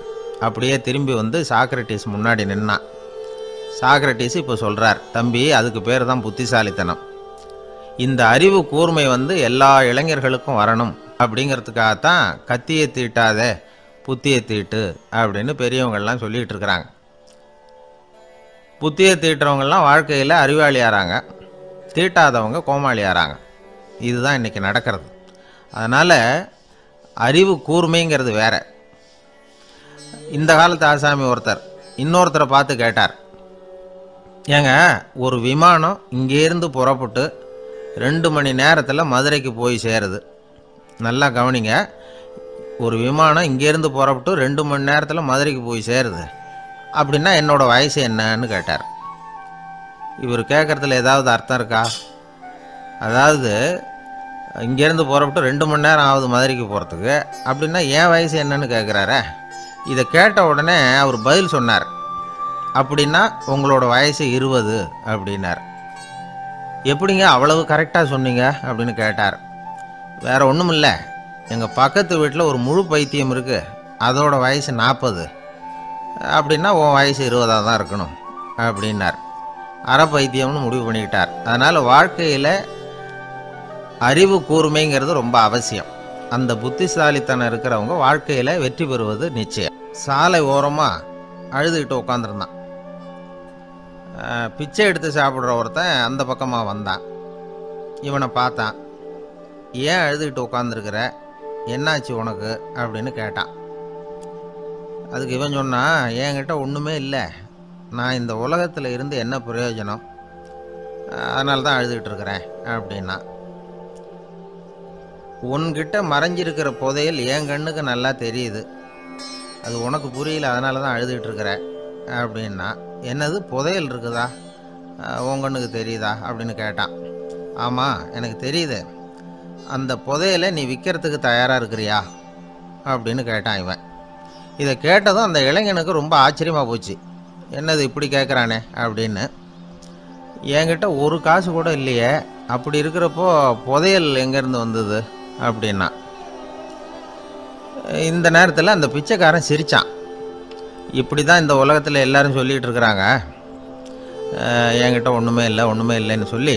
ஆனால் அவங்கக்கிட்ட தான் புதையல் இருக்குது, நீ வேணும்னா என் கூட வா, நம்ம நாட்டு அரசர்கிட்ட போவோம், உங்ககிட்ட இருக்கிற புதையலை அவர் நல்ல விலைக்கு எடுத்துக்குவார் அப்படின்னா. அது எப்படி உனக்கு தெரியும்னா, இதுக்கு முன்னாடியும் இது மாதிரி பல பேரை நான் ராஜா கிட்ட அழைச்சிட்டு போயிருக்கிறேன், அதனால தான் உன்னை பார்த்தேன், உன்னையும் கூப்பிட்றேன், நீ சரின்னு சொன்னால் உன்னை அழைச்சிட்டு போகிறேன், உங்ககிட்ட இருக்கிற புதையலை அவர் நல்ல விலை கொடுத்து எடுத்துக்குவார் அப்படின்னு சொன்னான். இவன் இப்படி சொல்கிறதும் அந்த இளைஞனுக்கு ஒன்றுமே புரியல. இது என்னது இந்த ஆள் இப்படி சொல்லிகிட்டு இருக்கிறான், நம்மக்கிட்ட என்ன இருக்குது, அதுவும் இல்லாமல் இவனே பிச்சை எடுத்து சாப்பிட்டுக்கிட்டு இருக்கிறான், இவன் போய் நம்மளை ராஜா கிட்ட அழைச்சிட்டு போகிறதா போகிறேங்கிறானே என்ன அப்படின்னு சொல்லி அவன் யோசனை பண்ணான். என்ன யோசிக்கிற, உனக்கு பணம் வேணும்னா என்னோட வா அப்படின்னா. இளைஞன் ஒரு முடிவுக்கு வந்தான். சரி, இங்கேயே உட்காந்துக்கிட்டு இருக்கிறத விட அங்கேயாவது போய் பார்ப்போமே, இங்கே அழுதுட்டு உட்காந்துருக்கிறதுல என்ன பிரயோஜனம், ஏதோ கூப்பிட்றான் போய் பார்த்துட்டு வருவோமே அப்படின்னு சொல்லி அவன் கூட புறப்பட்டான். பிச்சைக்காரன் முன்னாடி போயிட்டே இருக்கிறான், இந்த இளைஞன் பின்னாடி நடந்து போயிட்டுருக்கான். 2 பேரும் அரண்மனையை நோக்கி போகிறாங்க. பாதி வழி போயிருப்பாங்க.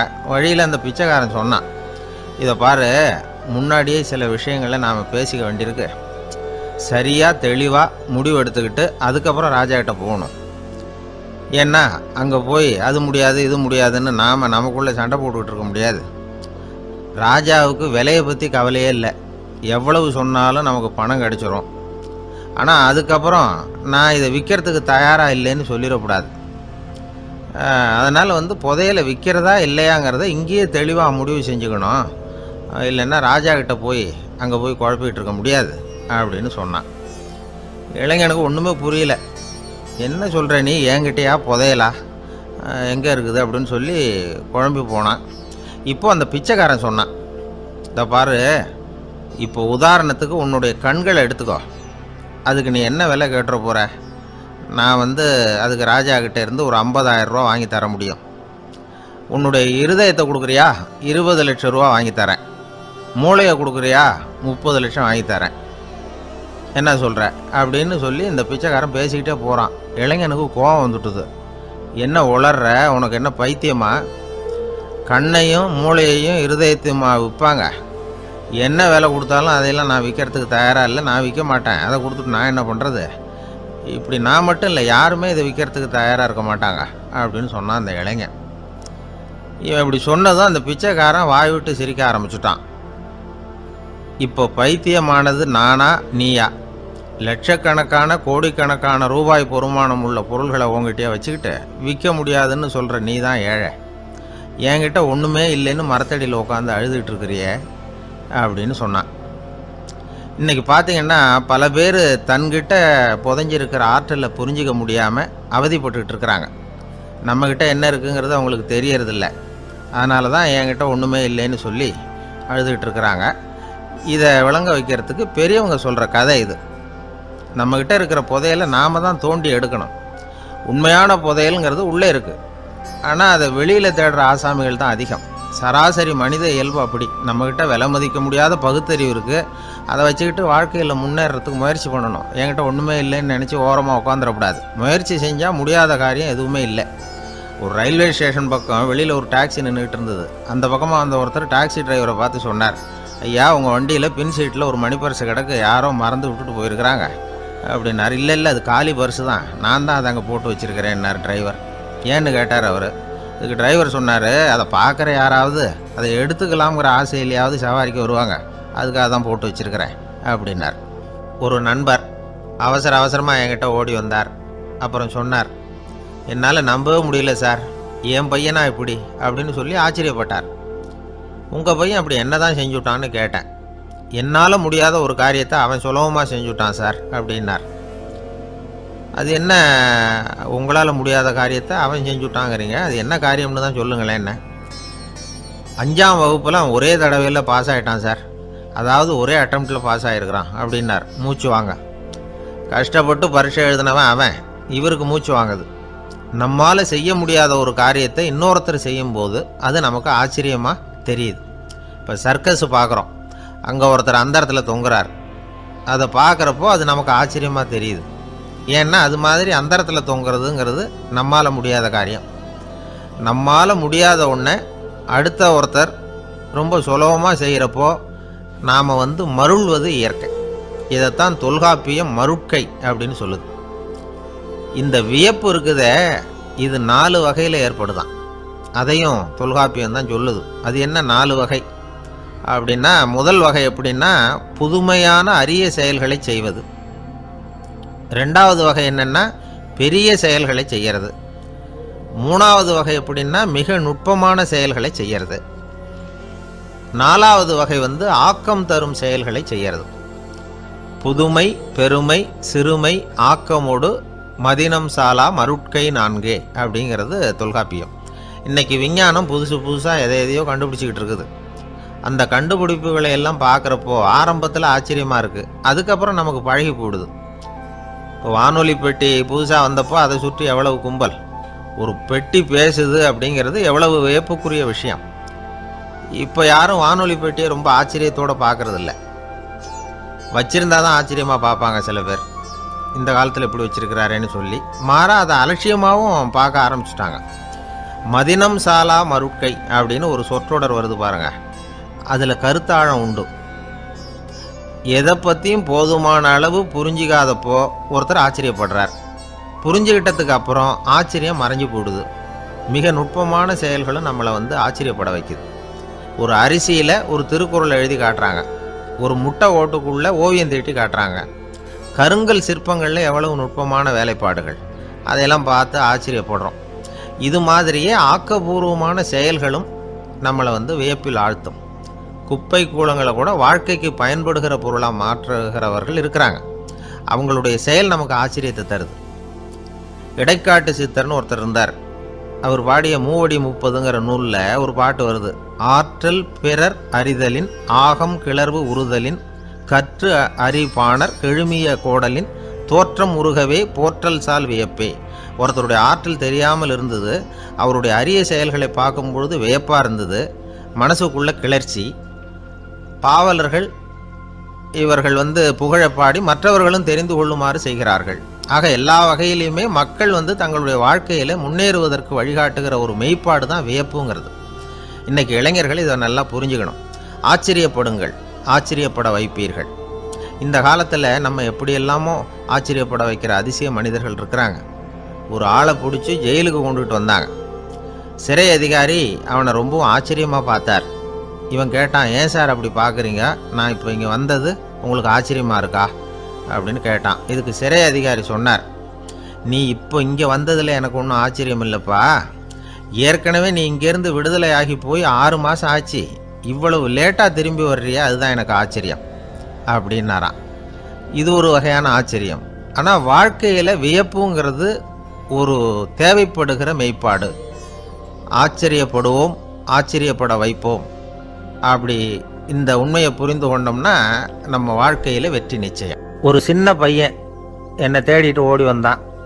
ஒரு கதை சொல்லுங்கன்னா, சொந்தமாக எதுவும் தெரியாதே என்ன, உங்களுக்கு சொந்தமாக எதுவும் தெரியாதுன்னு எனக்கும் தெரியும் அப்படின்னா. இந்த பையன் அடிக்கடி என்கிட்ட வந்து கதை கேட்குறவன், அதனால் என்னோடய ரகசியம்லாம் அவனுக்கு அத்துப்படி. அதனால தான் அவ்வளவு தெளிவாக அடித்து விட்றான். சரி, இப்போ என்ன செய்யலாம்னு, பழைய கதை ஏதாவது ஒன்று சொல்லுங்களேன்னா. உனக்கு கிருஷ்ணதேவராயரை தெரியுமான்னு. அவர்கிட்ட நேரில் பழக்கம் இல்லை, ஆனால் அவரை பற்றி புஸ்தகத்தில் படிச்சிருக்கேன்னா. சரி, இவங்கிட்ட மேற்கொண்டு பேச்சு கொடுத்தா நம்மளை ஒரு மாதிரி ஆக்கி விடுவான் அப்படிங்கிறத யூகம் பண்ணிக்கிட்டு அவனை உட்கார வச்சு கடைசி வரைக்கும் குறுக்க பேசக்கூடாது அப்படின்னு ஒரு கண்டிஷனையும் போட்டுட்டு அந்த கதையை சொன்னேன். ஒரு சமயம் கிருஷ்ணதேவராயர் சமஸ்தானத்துக்கு ஒரு பெரிய வித்வான் வந்து சேர்ந்தாராம். என்னோட போட்டி போடுறதுக்கு இந்த ஊரில் யாராவது இருக்கீங்களா அப்படின்னு சவால் விட்டாராம். அந்த ஊரில் இருந்த பெரிய பெரிய வித்வான்லாம் இது ஏதுனா வம்பா போச்சுன்னு நினைக்க ஆரம்பிச்சிட்டாங்க. யாரும் அந்த ஆளோட போட்டி போடுறதுக்கு தயாராக இல்லை. எல்லாரும் நடுங்கிக்கிட்டு இருக்கிறாங்க. அந்த நேரத்தில் ஒருத்தன் மட்டும் தைரியமாக முன்னுக்கு வந்தான். அது யாருன்னா தெனாலிராமன். அந்த சமஸ்தானத்தில் விகட கவி அவன். என்ன அனுப்புங்க போட்டிக்கு, நான் ஜெயிச்சு காட்டுறேன்னா. உனக்கு அவ்வளவு தைரியம் இருக்குதா அப்படின்னு கேட்டாங்க. தைரியம் மட்டும்தான் என்கிட்ட இருக்குது, ஆனால் தைரியம் இருந்தால் அதிர்ஷ்டம் தேடிட்டு வருங்கிறது எனக்கு தெரியும் அப்படின்னா. அடுத்த நாள் போட்டி ஆரம்பமாச்சு. அந்த பெரிய வித்வான் வந்து நின்னார். தெனாலிராமன் எதிரில் வந்து நின்னான். அந்த வித்வான் ஒரு விரலை காட்டினார். தெனாலிராமன் பதிலுக்கு 2 விரலை காட்டினான். வித்வான் 3 விரலை காட்டினார். இவன் உடனே 4 விரலை காட்டினான். உடனே 5 விரலை காட்டினார் அவர். தெனாலிராமன் உடனே தன்னுடைய கை முஷ்டியை காட்டினான், கையை மூடி காட்டினான். அவ்வளோதான். அந்த பெரிய வித்வான் கிருஷ்ணதேவராயர் காலில் விழுந்தார். நான் தோத்துட்டேன், என் தோல்வியை ஒத்துக்கிறேன் அப்படின்னு சொல்லிவிட்டார். கிருஷ்ணதேவராயர் அவரை தனியாக அழைச்சிட்டு போய் என்ன நடந்ததுன்னு விசாரித்தார். அந்த வித்வான் விளக்கம் கொடுத்தார். ஆண்டவன் ஒருவன் தான் உண்டுங்கிறத விளக்கிறதுக்காக நான் ஒரு விரலை காட்டினேன். அப்படி இல்லை, சக்தியை சேர்த்தா சக்தி சிவன் 2 பேர் உண்டுன்னு உங்கள் வித்வான் 2 விரலை காட்டினார். மூர்த்திகள் 3 பேருங்கிறதுக்காக நான் 3 விரலை காட்டினேன். வேதங்கள் 4ன்னு சொல்லி அவர் 4 விரலை காட்டினார். பஞ்சபூதங்கள் 5ன்னு நான் 5 விரலை காட்டினேன். அதையெல்லாம் அடக்கி ஆளணும்னு சொல்லி அவர் கையை மூடி உறுதியாக காட்டினார். அடடா, உங்கள் வித்வானுக்கு எப்பேற்பட்ட அறிவு, அவர் தான் ஜெயிச்சார், நான் தோத்துட்டேன் அப்படின்னார் அவர். அப்படி சொல்லிவிட்டு அவர் போயிட்டார். அதுக்கப்புறம் தெனாலிராமனை கூப்பிட்டு என்னப்பா நடந்தது அப்படின்னு கேட்டாராம். அதுக்கு தெனாலிராமன் விளக்கம் கொடுத்துருக்குறான். அவன் முதல்ல என்னை கொன்னுடுவேன்னு அந்த வித்வான் ஒரு விரலை காட்டினான். உடனே ஒரு 2 கண்ணையும் தோண்டி போடுவேங்கிறதுக்காக நான் 2 விரலை காட்டினேன்.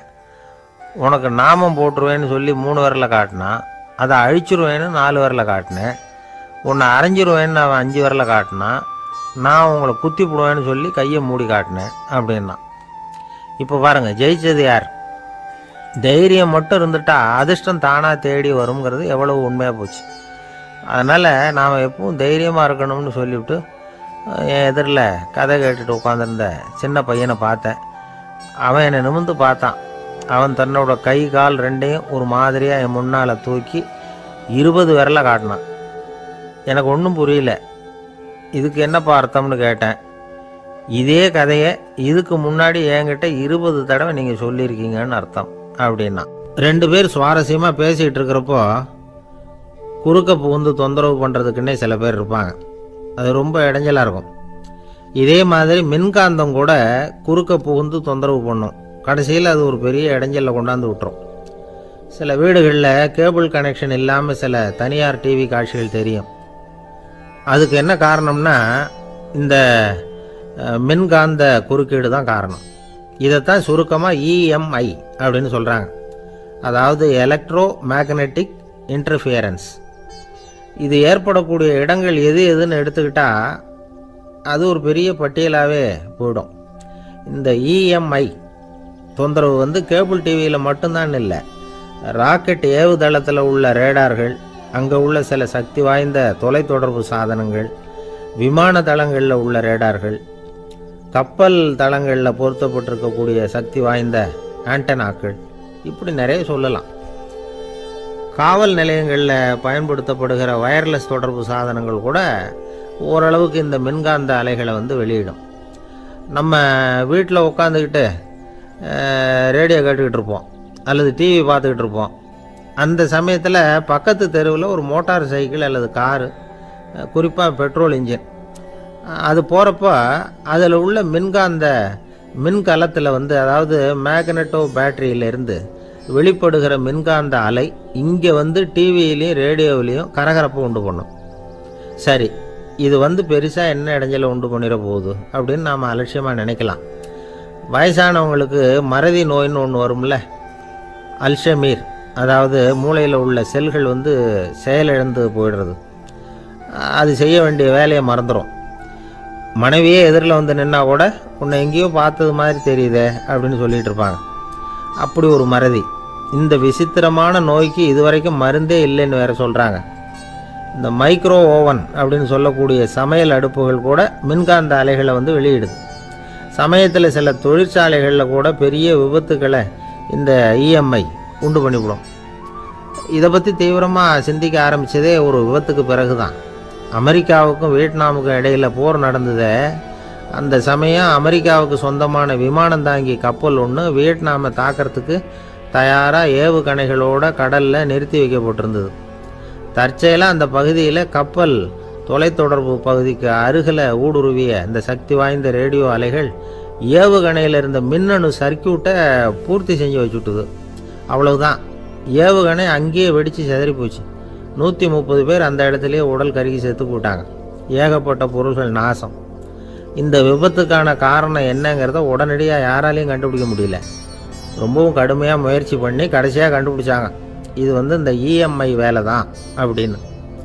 மின்னணு தொலைபேசிகள் இருக்கு, இதில் பேசும்பொழுது நம்ம காதை அதாவது செவியை ஊடுருவக்கூடிய மின்காந்த அலையானது மூளைக்கு போய் அங்கே மூளை கட்டிகளை உருவாக்க ஊக்கம் கொடுக்குது அப்படின்னு வேற கண்டுபிடிச்சிருக்கிறாங்க.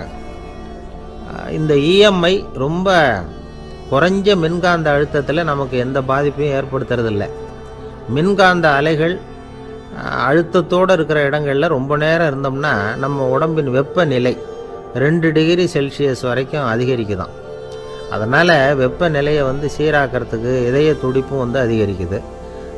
இப்படிலாம் கண்டுபிடிச்சிருக்கிறாங்க. இப்போல்லாம் இந்த மின்காந்த குறுக்கீடுகளை தடுக்கிறது எப்படி அப்படின்னு விஞ்ஞானிகள் யோசனை செய்ய ஆரம்பிச்சிருக்கிறாங்க. இந்த விஷயத்தில் அலட்சியமாக இருந்தோம்னா எதிர்காலத்தில் நிறைய பேருக்கு இந்த ஞாபக மறதி நோய் வந்துடும். அப்புறம் அது ரொம்ப கஷ்டமாக போயிடும். ஒரு குடும்ப தலைவர் தன் மனைவியை பார்த்து, யார் நீ, உன்னை எங்கேயோ பார்த்தது மாதிரி இருக்குதே அப்படின்னு சொல்லிகிட்டு இருந்தார். உடனடியாக அவரை போய் பார்த்தேன். வாங்க டாக்டர்கிட்ட போகலாம் அப்படின்னு. அவர் என்னை தனியாக அழைச்சிட்டு போய் காதோட காதாக மெதுவாக சொல்கிறார், இதை பார்ப்பா, என் கையில் பணம் இல்லாத போகலாம் அப்படி மறதி நோய் வந்துட்டது மாதிரி நடிச்சுக்கிட்டு இருப்பேன், அவ்வளவுதான், அதை நீ கண்டுக்காத அப்படின்னார். ஒருத்தர் வேகமாக நடந்து போகிறார். கடத்தெருவில் ஒரு ஸ்வீட்டு கடையை பார்க்குறார். உடனே சடன் பிரேக் போட்டது மாதிரி நிற்கிறார். ஒரு ஸ்வீட்டு வாங்கி சாப்பிட்லாமேன்னு மனசு சொல்லுது.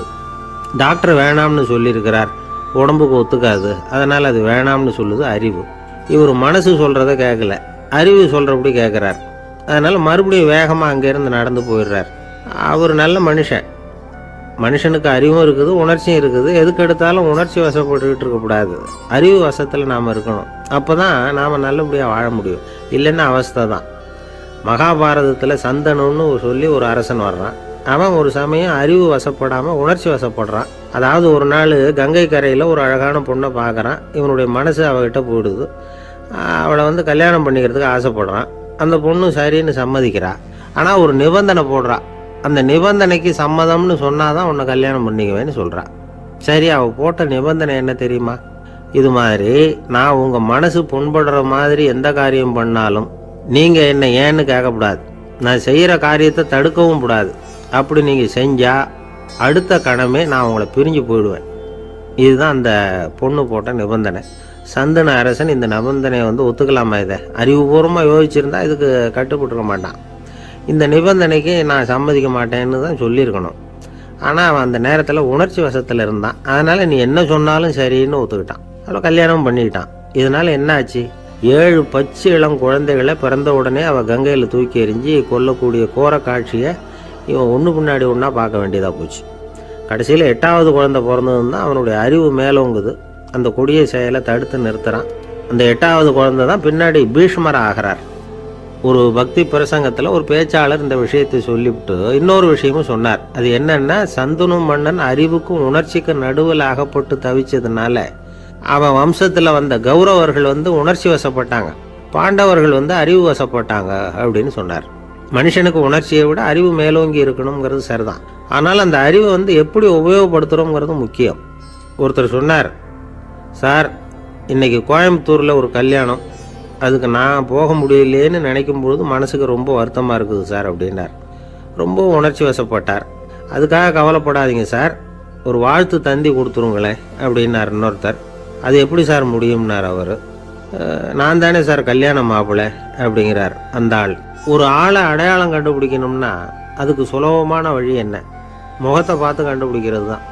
ஆனால் மனுஷன் தப்பு பண்ண ஆரம்பிக்கும் பொழுது அவனை கண்டுபிடிக்கிறதுக்கு வேறு வழிகளை தான் கையாள வேண்டியிருக்கு. கைரேகை அதுக்கு ரொம்ப உபயோகப்படுது. கைரேகைகள் ஒருத்தருக்கு இருக்கிறது மாதிரி இன்னொருத்தருக்கு இருக்கிறது இல்லை. பல் வரிசையும் அப்படி தான். ஏமாத்துறவங்க அதிகமாக போனால் இருக்கிறவங்க எச்சரிக்கையாக இருக்க வேண்டியிருக்குது. பயோமெட்ரிக்ஸ் அப்படிங்கிறது ஒரு பெரிய தொழில்நுட்பம். இதை உபயோகப்படுத்தி சில பாதுகாப்பு உத்திகளை எல்லாம் உருவாக்கி இருக்கிறாங்க அமெரிக்காவில். வீட்டுக்கு சொந்தக்காரர் குரல் கொடுத்தா கதவு திறக்கும், அல்லது அவர் கை வச்சா கதவு திறக்கும். மற்றவங்க யார் என்ன பண்ணாலும் கதவு திறக்காது. இது ஒரு முறை. அவரோட குரல் அல்லது கைரேகை ஒரு எலக்ட்ரானிக் சாதனத்தில் ஏற்கனவே பதிவு பண்ணப்பட்டிருக்கும். இவர் குரல் கொடுக்குறப்போ அல்லது கையை வைக்கிறப்போ அதை ஒப்பிட்டு பார்த்து சரியாக இருந்தால் கதவு திறக்கிறது மாதிரி ஒரு ஏற்பாடு.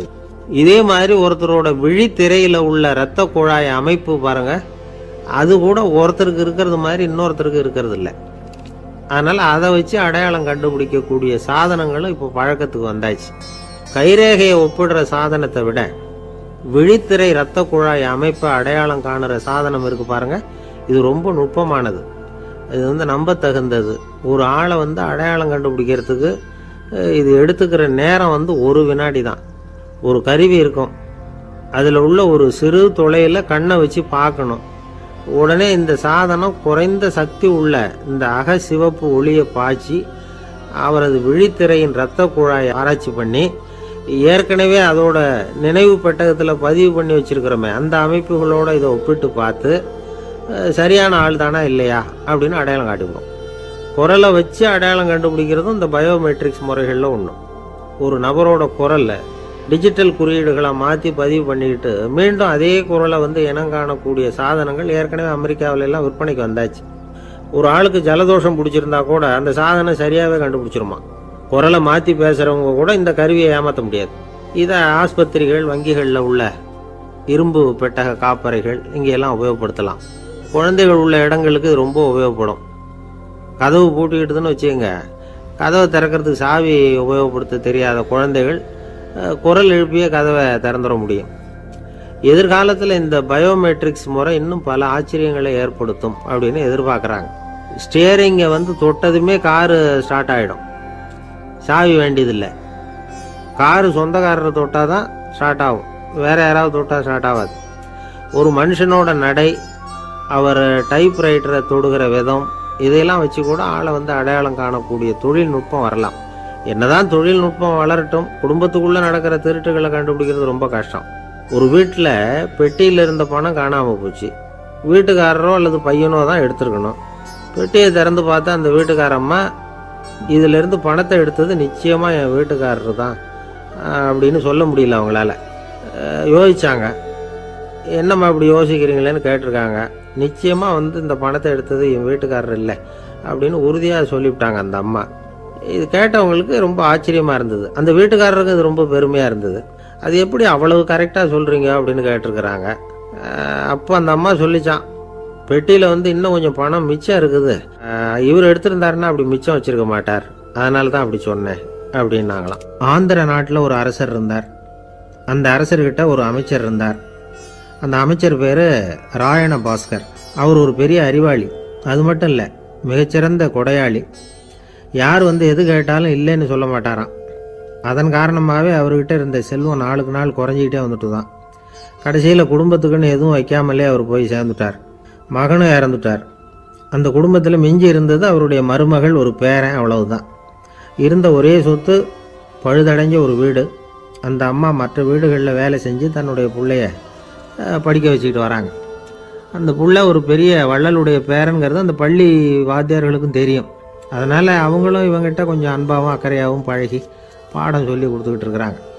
ஒரு நாள் ஒரு புகழ்பெற்ற கவிஞர் ஒருத்தர் அந்த பள்ளிக்கூடத்துக்கு வந்திருக்கிறார். ஆசிரியர்கள்கிட்ட பேசிக்கிட்டு இருந்தப்போ ஒரு செய்தி சொன்னாராம். ராயண பாஸ்கருங்கிற வள்ளல் எனக்கு நிறைய உதவிகள் செஞ்சுருக்கார், என்னை பாராட்டி பரிசுகள்லாம் கொடுத்துருக்கிறார். அந்த வள்ளல் வாழ்ந்த கிராமத்தை பார்க்கணுங்கிறதுக்காக தான் இப்போ இங்கே வந்திருக்கிறேன் அப்படின்னாராம்.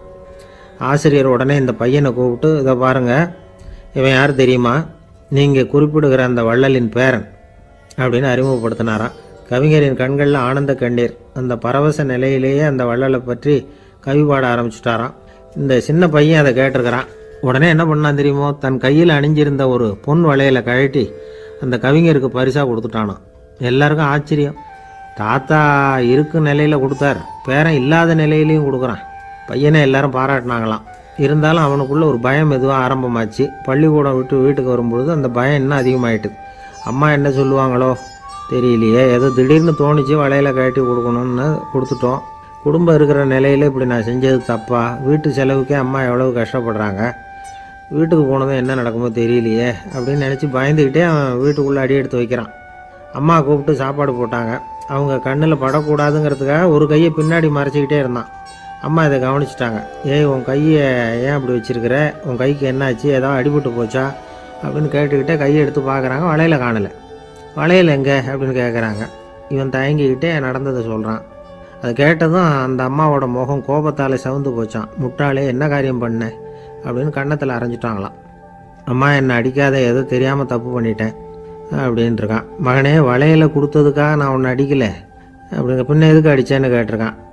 உன் பாட்டனார் ஒரு பெரிய வள்ளல், அவர் எதையும் பாதி வேலையாக செய்கிறதில்ல, அவருடைய பேரை நீ அரைகுறை வேலை செஞ்சுட்டு வந்திருக்கிற அப்படின்னாங்களாம். என்னம்மா சொல்கிறேன்ருக்கான். நீ ஒரே ஒரு வளையலை மட்டும்தானே கழட்டி கொடுத்துருக்குற, கொடுக்குறதா இருந்தால் ரெண்டையும் சேர்த்துல கொடுத்துருக்கணும், அதுதானே உங்கள் தாத்தாவுக்கு பெருமை அப்படின்னாங்களாம். அம்மா, தெரியாமல் செஞ்சுட்டேன், உங்கள்கிட்டையும் அரை வாங்கிட்டேன் அப்படி இப்படின்னு அவன் சொல்லியிருக்கிறான். இப்போ அம்மா கொஞ்சம் இருங்க, அந்த கவிஞர் இன்றைக்கி நம்ம ஊரில் தான் தங்கியிருப்பார், நாளைக்கு காலையில் தான் அவர் எங்கே இருக்காருன்னு விசாரித்து இன்னொரு வளையலையும் கொடுத்துட்றேன் அப்படின்ட்டுருக்கான். மகனே, நல்ல செயல்களையெல்லாம் நாளைக்குன்னு ஒத்தி போடாத, நாளைக்கு என்ன நடக்குங்கிறது யாருக்கு தெரியும், இப்போவே போ, எங்கே இருக்காருன்னு பாரு அப்படின்ட்டுருக்காங்க. மகன் புறப்பட்டான். பள்ளி ஆசிரியர்கிட்ட போய் கேட்டானான் அந்த கவிஞர் எங்கே இருக்காருன்னு. அவர் சொன்னாராம். உடனே போய் அவர் இருக்கிற இடத்துல கதவை தட்டியிருக்கான். ராத்திரி நேரத்தில் இவனை கண்டதும் அவருக்கு ரொம்ப ஆச்சரியம். இவன் இன்னொரு கை வளையலையும் எடுத்து நீட்டியிருக்கான். அவர் திகைச்சு போய் நிற்கிறார். அவரால் என்ன பண்ணுறதுன்னே தெரியல. ஆனந்த கண்ணீர். இது பெரியவர்கள் கூற கேட்ட ஒரு வரலாறு. இன்றைக்கி இப்படிப்பட்டவங்களை பார்க்க முடியுமா? வறுமை வள்ளல் தன்மையை ஒன்று செய்து விடாதுங்கிறதுக்கு இது ஒரு உதாரணம். ஒருத்தன் இன்னொருத்தனை பார்த்து கேட்டானா, எங்கள் தாத்தா உங்கள் தாத்தாவுக்கு 100 ரூபா கடன் கொடுத்துருக்கிறார், அதை எப்போ திருப்பி கொடுக்க போகிறேன்னு. கவலைப்படாத, எங்கள் பேரன் அதை உங்கள் பேரன்ட்ட திருப்பி கொடுத்துருவான் அப்படின்னு நானான் அவன். ஒரு ஊரில் ஒரு மன்னர் இருந்தார். புத்தி கூர்மை உள்ள ஒரு மன்னர். பொதுவாக மன்னர்களுக்கு சந்தேகம் வந்தால் சபையில் உள்ள சான்றோர்கள்கிட்ட கேட்டு தெரிஞ்சுக்கிறது தானே வழக்கம். ஆனால் இங்கே அப்படி இல்லை. மற்றவங்களுக்கு சந்தேகம் வந்தால் மன்னர்கிட்ட கேட்டு தெரிஞ்சுக்குவாங்க. அது மாதிரி கேட்டு தெரிஞ்சுக்கிறதுக்காக ஒரு பெரியவர் ஒரு நாள் வந்தார். அவர் கையில் 3 பொம்மைகள் வச்சுருந்தார். 3 ஒரே மாதிரி பொம்மைகள், கொஞ்சம் கூட வித்தியாசம் தெரியல. ஏது இந்த பொம்மைன்னு கேட்டார் மன்னர். எனக்கு வேண்டியப்பட்ட ஒருத்தங்கிட்ட இருந்து இதை வாங்கிட்டு வந்திருக்கிறேன், நான் தான் அவன்கிட்ட இந்த பொம்மையை செஞ்சு கொடுக்க முடியா கேட்டுக்கிட்டேன். அவன் ரொம்ப புத்திசாலி, அவன் தான் இதை செஞ்சு கொடுத்தான், ஆனால் அதில் ஒரு சிக்கல் அப்படின்னார். என்ன பிரச்சனைன்னு கேட்டிருக்காரு இவர். நான் அவன்கிட்ட கேட்டது 3 விதமான பொம்மைகளாக இருக்கணும்னு கேட்டேன், அவன் என்னடான்னா 3 ஒரே மாதிரியாக செஞ்சு கொடுத்துட்டான் அப்படின்னார். அவங்ககிட்டயே கேட்கறது தானே அப்படின்ட்டுருக்காரு இவர். கேட்டேன், அவன் என்ன சொல்கிறான்னா, இது 3 ஒரே மாதிரி பொம்மை கிடையாது, 3 விதம், ஒன்றுக்கு ஒன்று வித்தியாசம் இருக்குது. இந்த 3 பொம்மையும் 3 விதமான நண்பர்களுக்கு உதாரணங்கள் அப்படின்னு சொல்கிறான். எனக்கு ஒன்றும் புரியல, அதுதான் உங்ககிட்ட வந்தேன் அப்படின்னார். சரி, அந்த பொம்மைகளை இப்படி கொடுங்க அப்படின்னு வாங்கினார் மன்னர். எடுத்துக்கிட்டு உள்ளே போனார். கொஞ்ச நேரம் கழித்து வெளியில் வந்தார். அதுக்கப்புறம் சொன்னார், இதை பாருப்பா, அவன் சொன்னது சரிதான், 3 விதம் தான். இது இருக்குதே முதல் பொம்மை, இது உத்தமமான நண்பனுக்கு உதாரணம். இந்த 2வது பொம்மை இது மத்தியமமான நண்பனுக்கு உதாரணம். அந்த 3வது பொம்மை இருக்குதே அது மோசமான நண்பனுக்கு உதாரணம். இதை செஞ்சவன் உண்மையிலேயே பெரிய அறிவாளி தான் அப்படின்னாராம். வந்தவருக்கு ஒன்றும் புரியல. பார்த்தா ஒன்றும் வித்தியாசம் தெரியலையே அப்படின்னு அவன் குழம்பி போய் நிற்கிறான். இப்போது அந்த மன்னர் விளக்கம் கொடுக்குறார். அந்த 3 பொம்மையையும் எடுத்து முன்னாடி வச்சார். ஒரு மெல்லிய கம்பியை கையில் எடுத்தார். அந்த முதல் பொம்மை காதில் விட்டார். கொஞ்ச தூரம் உள்ளே போய் அப்படியே நின்றுட்டுது அந்த கம்பி. அப்புறம் 2வது பொம்மை காதில் அந்த கம்பியை விட்டார். அந்த கம்பி என்னாச்சுன்னா அப்படியே அது வாய் வழியாக வெளில வந்தது. 3வது பொம்மை காதில் கம்பியை செலுத்தினார். அது நேராக இன்னொரு காது வழியாக வெளியில் வந்தது. இந்த முதல் வகை இருக்குதே, அது மாதிரியான நண்பர்கள் எப்படி தெரியுமா? நம்ம கஷ்டத்தை அவங்கக்கிட்ட சொன்னால் பேசாமல் கேட்டுக்குவாங்க. வெளியில் அதை யாருக்கிட்டையும் சொல்லிகிட்டு இருக்க மாட்டாங்க. வெளியில் தெரியாமல் நமக்கு உதவி பண்ணுவாங்க. செஞ்சுட்டு அதை நான் தான் செஞ்சேன்னு சொல்லிகிட்டு இருக்க மாட்டாங்க. அதுதான் கம்பி ஒரு காது வழியாக போய் உள்ளே நின்றுட்டுது. 2வது பொம்மையில் கம்பி என்னாச்சு, ஒரு காது வழியாக போய் வாய் வழியாக வெளியில் வருது. இது மாதிரியான நண்பர்கள்கிட்ட நாம் கஷ்டத்தை சொன்னால் அதை அவங்க 4 பேர்கிட்ட போய் சொல்லி நமக்காக உதவி கேட்பாங்க. நமக்குன்னு கேட்டு வாங்கி அதை நம்மகிட்ட கொண்டுகிட்டு கொடுப்பாங்க. இவங்க மத்தியமமான நண்பர்கள். 3வது பொம்மையில் ஒரு காது வழியாக செலுத்துகிற கம்பி இன்னொரு காது வழியாக வெளியில் வந்துடுது. இது மாதிரியான நண்பர்கள்கிட்ட நம்ம கஷ்டத்தை சொன்னால் அவங்க காது கொடுத்து கேட்குறது மாதிரி நடிப்பாங்க. அப்படியே இன்னொரு காது வழியாக அதை வெளில விட்டுருவாங்க. அதை பற்றி கவலைப்பட மாட்டாங்க. இதுதான் இந்த பொம்மைகளுக்குள்ளே இருக்கிற வித்தியாசம் அப்படின்னு விளக்கம் கொடுத்தாராம் மன்னர். படிக்கிற பிள்ளைங்கள்லேயும் இது மாதிரி 3 வகை உண்டு. சில பேர் காதால் வாங்கி மனசில் வச்சுக்குவான். சில பேர் காதால் வாங்கி பேனாவால் எழுதி விடுவான். சில பேர் ஒரு காதால் வாங்கி இன்னொரு காதால் வெளியில் விட்டுருவான். ஒரு பையன் வகுப்பில் ஆசிரியர் பாடம் நடத்தும் பொழுது தலையை வேகமாக ஆட்டி ஆட்டி கேட்பானான். ஏன்டா இப்படி தலையை இப்படி ஆட்டுற அப்படின்னு கேட்டிருக்கான் பக்கத்தில் இருந்தவன். தலையை ஆட்டினா தாண்டா ஒரு காது வழியாக உள்ளே போகிறது, இன்னொரு காது வழியாக வெளியில் வேகமாக வெளில போகும் அப்படின்னானான் அந்த பையன். எனக்கு வாழ்க்கையே வெறுத்து போச்சு சார் அப்படின்னு சொல்லிட்டு ஒருத்தர் வந்தார். கொஞ்ச நேரம் பேசினதுக்கப்புறம் அவர் அப்படி சொல்லியிருந்தா அதில் ஒரு அர்த்தம் இருந்திருக்கும். வர்றதுக்கு முன்னாடியே வாழ்க்கை வெறுத்து போச்சுன்னு சொல்லிட்டு வர்றார். என்ன சார் விஷயம்னு விசாரித்தோம். எங்கள் வீட்டில் தினம் 3 வேளையும் ஒரே மாதிரி சாப்பாடு சார், வித்தியாசமே கிடையாது. இப்படியே 3 மாதமாக சாப்பிட்டுக்கிட்டு இருக்கிறேன். அதை விட பட்டினி கிடந்து செத்துடலாம்னு தோணுது அப்படின்னார். ஒரு பெரியவர் சொன்ன தத்துவத்தை சொல்கிறதுக்கு ஆள் கிடைக்காம தவிச்சுக்கிட்டு இருந்தோம். இப்போ ஒருத்தர் கிடைச்சிட்டார். விட்டுலாமா? உடனே அவரை உட்கார வச்சு சொல்ல ஆரம்பிச்சிட்டோம். அதாவது நாம் அனுபவிக்கிற உணர்வுகளில் களிப்பு, மகிழ்வு, ஆனந்தம், இது 3க்கும் ஒன்றுக்கு ஒன்று வித்தியாசம் உண்டு. மேம்போக்காக பார்க்குறதுக்கு இது 3 ஒன்று மாதிரி தோணும். ஆனால் அது அப்படி இல்லை. களிப்புங்கிறது உடம்பை பொறுத்தது, மகிழ்வுங்கிறது மனசை பொறுத்தது, ஆனந்தம்ங்கிறது ஆன்மாவை பொறுத்தது. இப்படி இந்த 3 வகையான அந்த சுவைப்புகளின் தன்மையும் வேற வேற. இப்போ முதல்ல களிப்புங்கிறத எடுத்துக்குவோம். நம்ம புலன்களுக்கு களிப்பை தரக்கூடிய பொருள்களுக்கு சில விசேஷ குணம் உண்டு. அது எப்படின்னா, சீக்கிரமே சலிப்பை உண்டு பண்ணும். ஒருத்தர் அந்த பொருளை எடுத்துக்கிட்டா அது இன்னொருத்தருக்கு குறைஞ்சிரும். உணவு, உடை, இதெல்லாம் களிப்பை தரக்கூடிய பொருள்கள். இப்போ உதாரணத்துக்கு, ஒரு சாப்பாட்டு மேசையில் ஒரு பாத்திரத்தில் 10 இட்லி இருக்குது. அதில் ஒரு 2 இட்லியை நம்ம தட்டில் எடுத்து வச்சு சாப்பிட்றோம். நாம் சாப்பிட்ட அந்த இட்லி நிச்சயமாக எதிரில் உட்காந்துருக்கிறவருக்கு இல்லை, அவருக்கு உபயோகப்படாது. நாம் சாப்பிட்ட அதே இட்லியை அவரும் சாப்பிட முடியாது, அவர் வேற தான் எடுத்து வச்சுக்கணும்.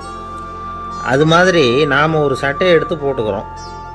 அதே சட்டையை அதே நேரத்தில் இன்னொருத்தர் போட்டுக்க முடியாது. புலன்களுக்கு களிப்பை தரக்கூடிய இது மாதிரி பொருள்கள்லாம் முதல் தடவை நமக்கு கொடுக்குற களிப்பை 2வது தடவையும் கொடுக்காது. 3வது தடவை இன்னும் குறையும். கடைசியில் வெறுப்பாக மாறிடும். ஒவ்வொன்றா இட்லியை தொடர்ந்து சாப்பிட்றோம்னு வச்சுக்கோங்க, முதல் இட்லி தரக்கூடிய சுவையை 30வது இட்லி தராது. முதல் தடவை புது சட்டையை போட்டுக்கிறப்போ நமக்கு இருக்கிற களிப்பு அதே சட்டையை 100வது தடவையாக போட்டுக்கிறோம்னு வைங்க, அப்போ இருக்குமா? இருக்காது. இதுதான் களிப்பு. அதாவது சீக்கிரமே சலிப்பை தரக்கூடியது.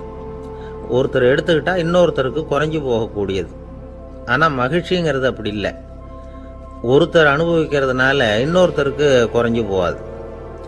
இப்போ காலையில் சூரியன் உதயம் ஆகிறத பார்த்து சந்தோஷப்படுறோம், அதையே இன்னொருத்தரும் பார்த்து சந்தோஷப்படலாம். ஒரு நல்ல சங்கீதத்தை கேட்குறோம், ஒரு அழகான ஓவியத்தை ரசிக்கிறோம், நீங்கள் ரசிக்கிற அதே நேரத்தில் இன்னொருத்தரும் அதை ரசிக்கலாம். அதனால் அது குறைஞ்சி போகிறதில்ல. இது மகிழ்வு. ஆனால் ஒன்று, ஒரே பாடலை திரும்ப திரும்ப கேட்டுக்கிட்டு இருந்தால் கடைசியில் அலுப்பு தட்டும். அதாவது மகிழ்வுங்கிறது எப்படின்னா, மற்றவங்களோட பகிர்ந்து கொள்றதுனால குறையாது. ஆனால் ஒரே பொருள் மீண்டும் மீண்டும் அனுபவிப்ப தர்றப்போ முதல்ல மகிழ்வு அதிகரித்து அதுக்கப்புறம் அது மங்கி மறைஞ்சு போயிடும். இதுதான் அந்த மகிழ்வுங்கிறதுக்கு இலக்கணம். சரி, இப்போ மூணாவதாக சுகம் தரக்கூடிய ஆனந்தம்ங்கிறது எப்படின்னா, இது நமக்கு உள்ளே இருந்து சுரக்கிறது. மனசு சலனங்கள்லேருந்து விடுபடுறப்போ இந்த ஆனந்தம் நமக்கு கிடைக்கும். இது நிலையான சுகம், ஆத்ம சுகம்.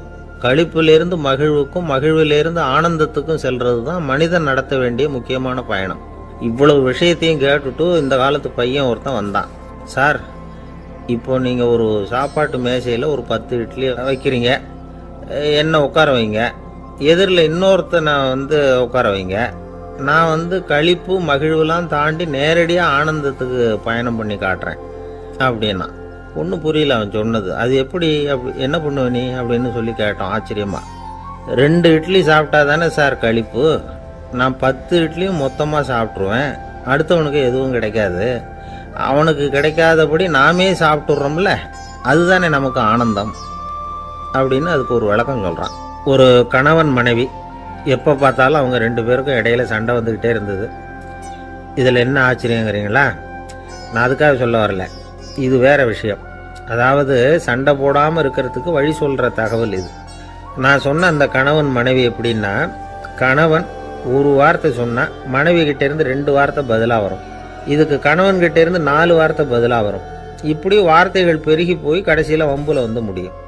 அந்த அம்மா பொறுத்து பார்த்தாங்க, அவங்களால தாக்கு பிடிக்க முடியல. பக்கத்து வீட்லேயும் ஒரு கணவன் மனைவி இருந்தாங்க, அவங்களுக்குள்ள சண்டை வர்றதில்லை.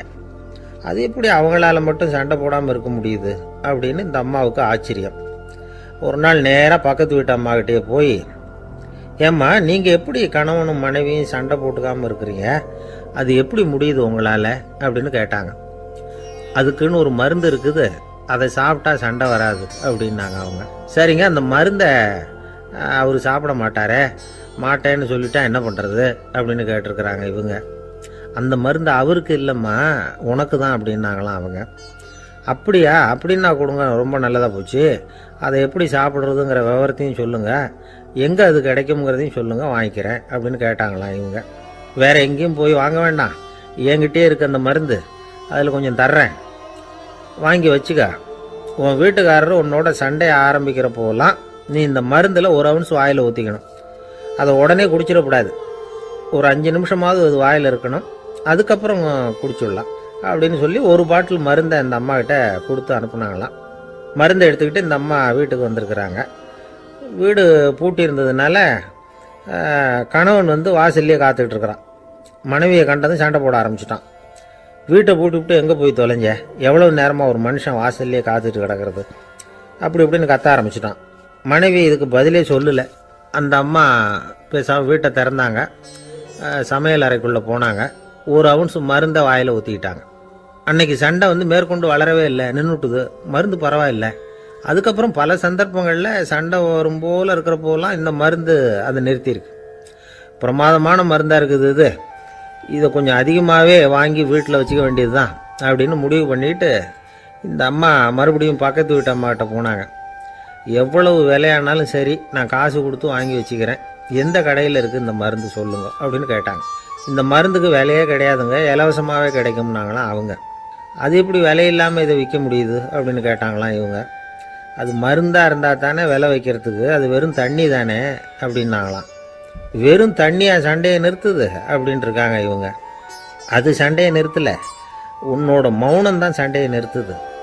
நீ வாயில் தண்ணியை வச்சுக்கிறதுனால எதிர்த்து பேசுறதில்ல, அதனால் உன்னுடைய கணவர் கோபம் சாந்தமாயிடுது அப்படின்னாங்களாம் அவங்க.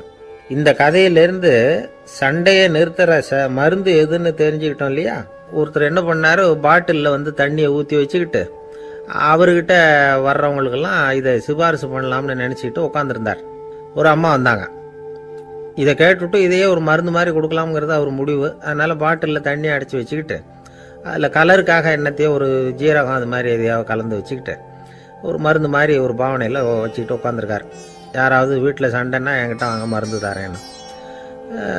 ஒரு அம்மா வந்தாங்க. எனக்கும் என் வீட்டுக்காரருக்கும் அடிக்கடி சண்டை வருதுங்க அப்படின்ட்டு இருக்காங்க. கவலைப்படாதம்மா, நான் ஒரு மருந்து தரேன்னு சொல்லி வீட்டுக்குள்ளே போய் ஒரு பாட்டில் எடுத்து வந்து கொடுத்தார்.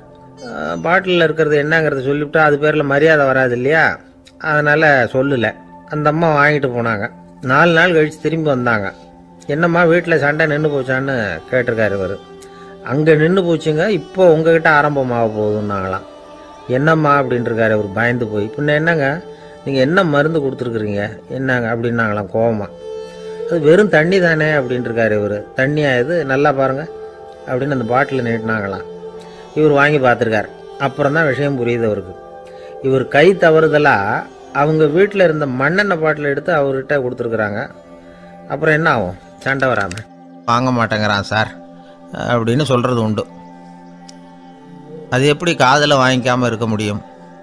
காதுங்கிறது எப்பவும் திறந்தே இருக்கக்கூடிய ஒன்று தானே. சில பேர் பேசிக்கிட்டே இருப்பாங்க, நாமும் கேட்டுக்கிட்டே தான் இருப்போம். அவர் என்ன சொன்னார் திருப்பி சொல்லு அப்படின்னு சொன்னால் சொல்ல தெரியாது. காது சரியாக கேட்டாலும் நாம் பேசுகிறத மற்றவங்க சரியாக கேட்குறாங்களா அப்படிங்கிறது சந்தேகம்தான். இந்த சந்தர்ப்பத்தில் ஒரு உண்மையை நாம் புரிஞ்சுக்கணும். அதாவது என்னென்னா, கேட்பதுங்கிறது வேற, கவனிக்கிறதுங்கிறது வேற. அதாவது கேட்கறதுன்னா அது ஹியரிங், கவனிக்கிறது அப்படின்னா அது லிசனிங். கேட்கறதுங்கிறது தன்னிச்சையாக நடக்கக்கூடிய ஒரு செயல். இப்போது ஒரு சாலையில் நடந்து போயிட்டுருக்குறோம். எவ்வளவோ சத்தம் நம்ம காதில் வந்து விழுந்துக்கிட்டு இருக்கு. கார் போகிற சத்தம் கேட்குது, பறவை ஒரு மரத்துலேருந்து கத்துது, அந்த சத்தம் கேட்குது. இப்படி நிறையா வந்து காதில் விழுந்துக்கிட்டு இருக்கு. ஆனால் கவனிக்கிறதுங்கிறது எப்படின்னா, நம்ம முழு மனசை செலுத்தி உன்னிப்பாக கேட்கறது. எத்தனையோ சத்தத்துக்கு நடுவில் தன்னுடைய குழந்தை அழற சத்தத்தை தாய் தெரிஞ்சுக்க முடியுது இல்லையா, அது மாதிரி. விவரம் தெரிஞ்சவங்கலாம் என்ன சொல்கிறாங்கன்னா, கவனித்தல் அதாவது லிசனிங் அப்படிங்கிற செயலில் 3 அம்சங்கள் இருக்கிறதாக சொல்கிறாங்க.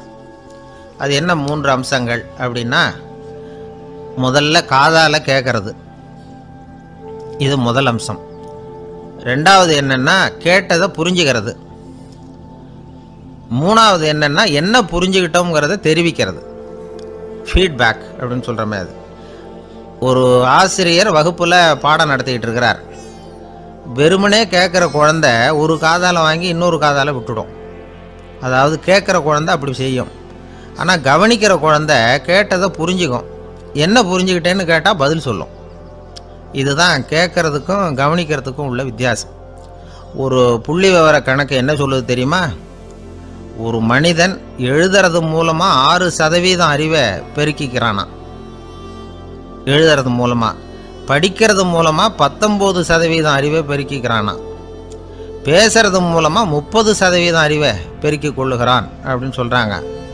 ஆனால் பாருங்கள், கவனிக்கிறது மூலமாக 45% அறிவை பெருக்கி கொள்ளுகிறான் அப்படிங்கிறது புள்ளி விவரம். அதனால் வந்து கற்றலின் கேட்டல் நன்று அப்படின்னு சொல்கிறாங்க இல்லையா, அது இதுதான். அதனால் கவனிக்கிறது மூலமாக அதிக அறிவை நாம் வந்து பெருக்கி கொள்ள முடியும். கேள்வி ஞானம்தான் ரொம்ப சிறந்தது அப்படிங்கிறார் வள்ளுவர். அதாவது கவனித்து கேட்கணும், அதுதான் முக்கியம். இப்போ மற்றவங்க சொல்கிறத நல்லா கவனிக்க முடியாதபடிக்கு நாமே சில தடைகளை ஏற்படுத்திக்கிறோம். அல்லது நம்ம அறியாமலே அப்படி ஒரு தடை உண்டாயிடுது. அந்த தடைகளை தாண்டணும் அல்லது தகர்த்து எறியணும் அப்படிங்கிறது பெரியவர்கள் சொல்லுகிற யோசனை. அது என்ன தடைகள் அப்படின்னா, நமக்கு தெரியாத இவர் என்ன சொல்லிட போகிறார் அப்படிங்கிற நினப்பு, இது ஒரு தடை. சொல்லி முடிக்கிறதுக்கு முன்னாடியே குறுக்க பேசுறது, மனசு அங்கேயும் இங்கேயும் அலையிறது, இதெல்லாம் தான் தடைகள். ஆசிரியர் பாடம் நடத்துகிறார் அப்படின்னா மாணவர்கள் அக்கறையாக கவனிக்கணும். அப்போ தான் பரீட்சையில் பாஸ் ஆக முடியும். வீட்டுக்குள்ள கணவன் சொல்கிறத மனைவி கவனித்து கேட்கணும், மனைவி சொல்கிறத கணவன் கவனித்து கேட்கணும், இல்லைன்னா குழப்பமாயிடும். ஒரு அம்மா கோயிலுக்கு போனாங்க. சேலையில் ஒரு முடிச்சு போட்டிருந்தாங்க. எதுக்கு சேலையில் முடிச்சு போட்டு வச்சுருக்குறீங்க அப்படின்னு கேட்டாங்க. எங்கள் வீட்டுக்காரர் ஒரு கடிதத்தை மறக்காமல் தபால் போட்டியில் போட்டுடணும்னு சொன்னார். ஞாபகத்துக்காக முடிச்சு போட்டு வச்சுருக்கிறேன் அப்படின்னாங்க. கடிதத்தை பெட்டியில் போட்டுட்டிங்களா அப்படின்னு கேட்டாங்க. அது எப்படிங்க முடியும், அவர் கடிதத்தை என்கிட்ட கொடுக்க மறந்துட்டாரே அப்படின்னாங்களாம். அதனால் மறக்கப்படாதுன்னு நினச்சிக்கிட்டே மறந்து விடுறது இப்படி ஒரு வாழ்க்கை. அதனால் வாழ்க்கையில் நமக்கு இருக்கிறது செவிச்செல்வம் ரொம்ப முக்கியமானது. நிறைய கேட்கணும், சொல்கிறத விட கேட்கணும், கேட்கிறத விட முக்கியம் கவனிக்கிறது. அப்படி கவனிக்கிறது மூலமாக நம்முடைய வாழ்க்கையில் வெற்றி பெறணும். அங்கே நபிகள் நாயகம் உட்கார்ந்துருக்கிறார். அந்த சமயம் அம்மா அங்கே வர்றாங்க. அவங்க கையில் திராட்சை பழ கொத்து அதை கொண்டுக்கிட்டு வந்து நபிகள்கிட்ட கொடுக்குறாங்க. சாப்பிடுங்க அப்படின்னு சொல்லி ரொம்ப அன்பாக வேண்டிக்கிறாங்க. நபிகள் நாயகமும் ரொம்ப பிரியமாக அதை வாங்கிக்கிட்டார். அதுக்கப்புறம் அதை சாப்பிட ஆரம்பித்தார். நபிகள் நாயகம் மதீனாவில் தங்கியிருந்தப்போ இது மாதிரி நிறைய பேர் பழங்களையும் தின்பண்டங்களையும் கொண்டுகிட்டு வந்து கொடுக்கறது வழக்கம். நபிகள் நாயகம் என்ன பண்ணுவார்னா அதெல்லாம் வாங்குவார். உடனே பக்கத்தில் இருக்கிற தோழர்கள் எல்லாருக்கும் பகிர்ந்து கொடுப்பார், தானும் சாப்பிடுவார். இதுதான் எப்போதும் வழக்கம். ஆனால் இந்த தடவை என்னாச்சு தெரியுமா, அவர் அப்படி பண்ணலை. ஒவ்வொரு பழமாக எடுத்து தானே சாப்பிட்டுக்கிட்டு இருக்கிறார். அவர் விருப்பமாக சாப்பிடுகிற காட்சியை ஆசை தீர பார்த்துக்கிட்டு இருந்தாங்க அந்த வயசான அம்மா, அந்த பழத்தை கொடுத்தவங்க. அவங்களுக்கு ரொம்ப மகிழ்ச்சியாக இருந்தது, மன நிறைவாக இருந்தது. நாம் ஆசையாக கொண்டுகிட்டு வந்து கொடுக்குற பழத்தை நபிகள் நாயகம் இவ்வளோ பிரியமாக சாப்பிட்றாரே அப்படின்னு நினச்சி ரொம்ப சந்தோஷப்பட்டாங்க. அதுக்கப்புறம் அங்கேருந்து அவங்க புறப்பட்டு போயிட்டாங்க. இந்த அம்மா போனதுக்கப்புறம் பக்கத்தில் இருந்த தோழர்கள் பேச ஆரம்பித்தாங்க. ஏன்னா அவங்களுக்கு சந்தேகம், இன்றைக்கி வித்தியாசமாக நடந்துக்கிட்டாரே அப்படின்னு. அண்ணலே, எது உங்களுக்கு வந்தாலும் எங்கள் எல்லாருக்கும் கொடுத்துட்டு தான் நீங்கள் சாப்பிடுவீங்க. இன்றைக்கி மட்டும் நீங்கள் அப்படி செய்யலையே, எல்லா பழத்தையும் நீங்களே சாப்பிட்டீங்களே, அதுக்கு என்ன காரணம் அப்படின்னு கேட்டாங்க. இப்படி கேட்குறதுனால நாயகம் அதை தப்பாக புரிஞ்சிக்க மாட்டார் அப்படிங்கிறது அவங்களுக்கு தெரியும். யாரும் எதையும் அவர்கிட்ட கேட்கலாம், அப்படி கேட்குறதுக்கு உரிமை உண்டு. இந்த ஜனநாயக முறைகளுக்கு அவர்கள் கொடுத்த மரியாதை இது. தோழர்களின் கேள்விக்கு நபிகள் பதில் சொல்ல ஆரம்பித்தார். நண்பர்களே, அந்த அம்மா ரொம்ப பிரியமாக அந்த பழங்களை என்கிட்ட கொண்டுகிட்டு வந்து கொடுத்தாங்க. முதல்ல ஒரு பழத்தை எடுத்து வாயில் போட்டு பார்த்தேன். அது ரொம்ப புளிப்பாக இருந்தது, சாப்பிட்றது ரொம்ப கஷ்டம்.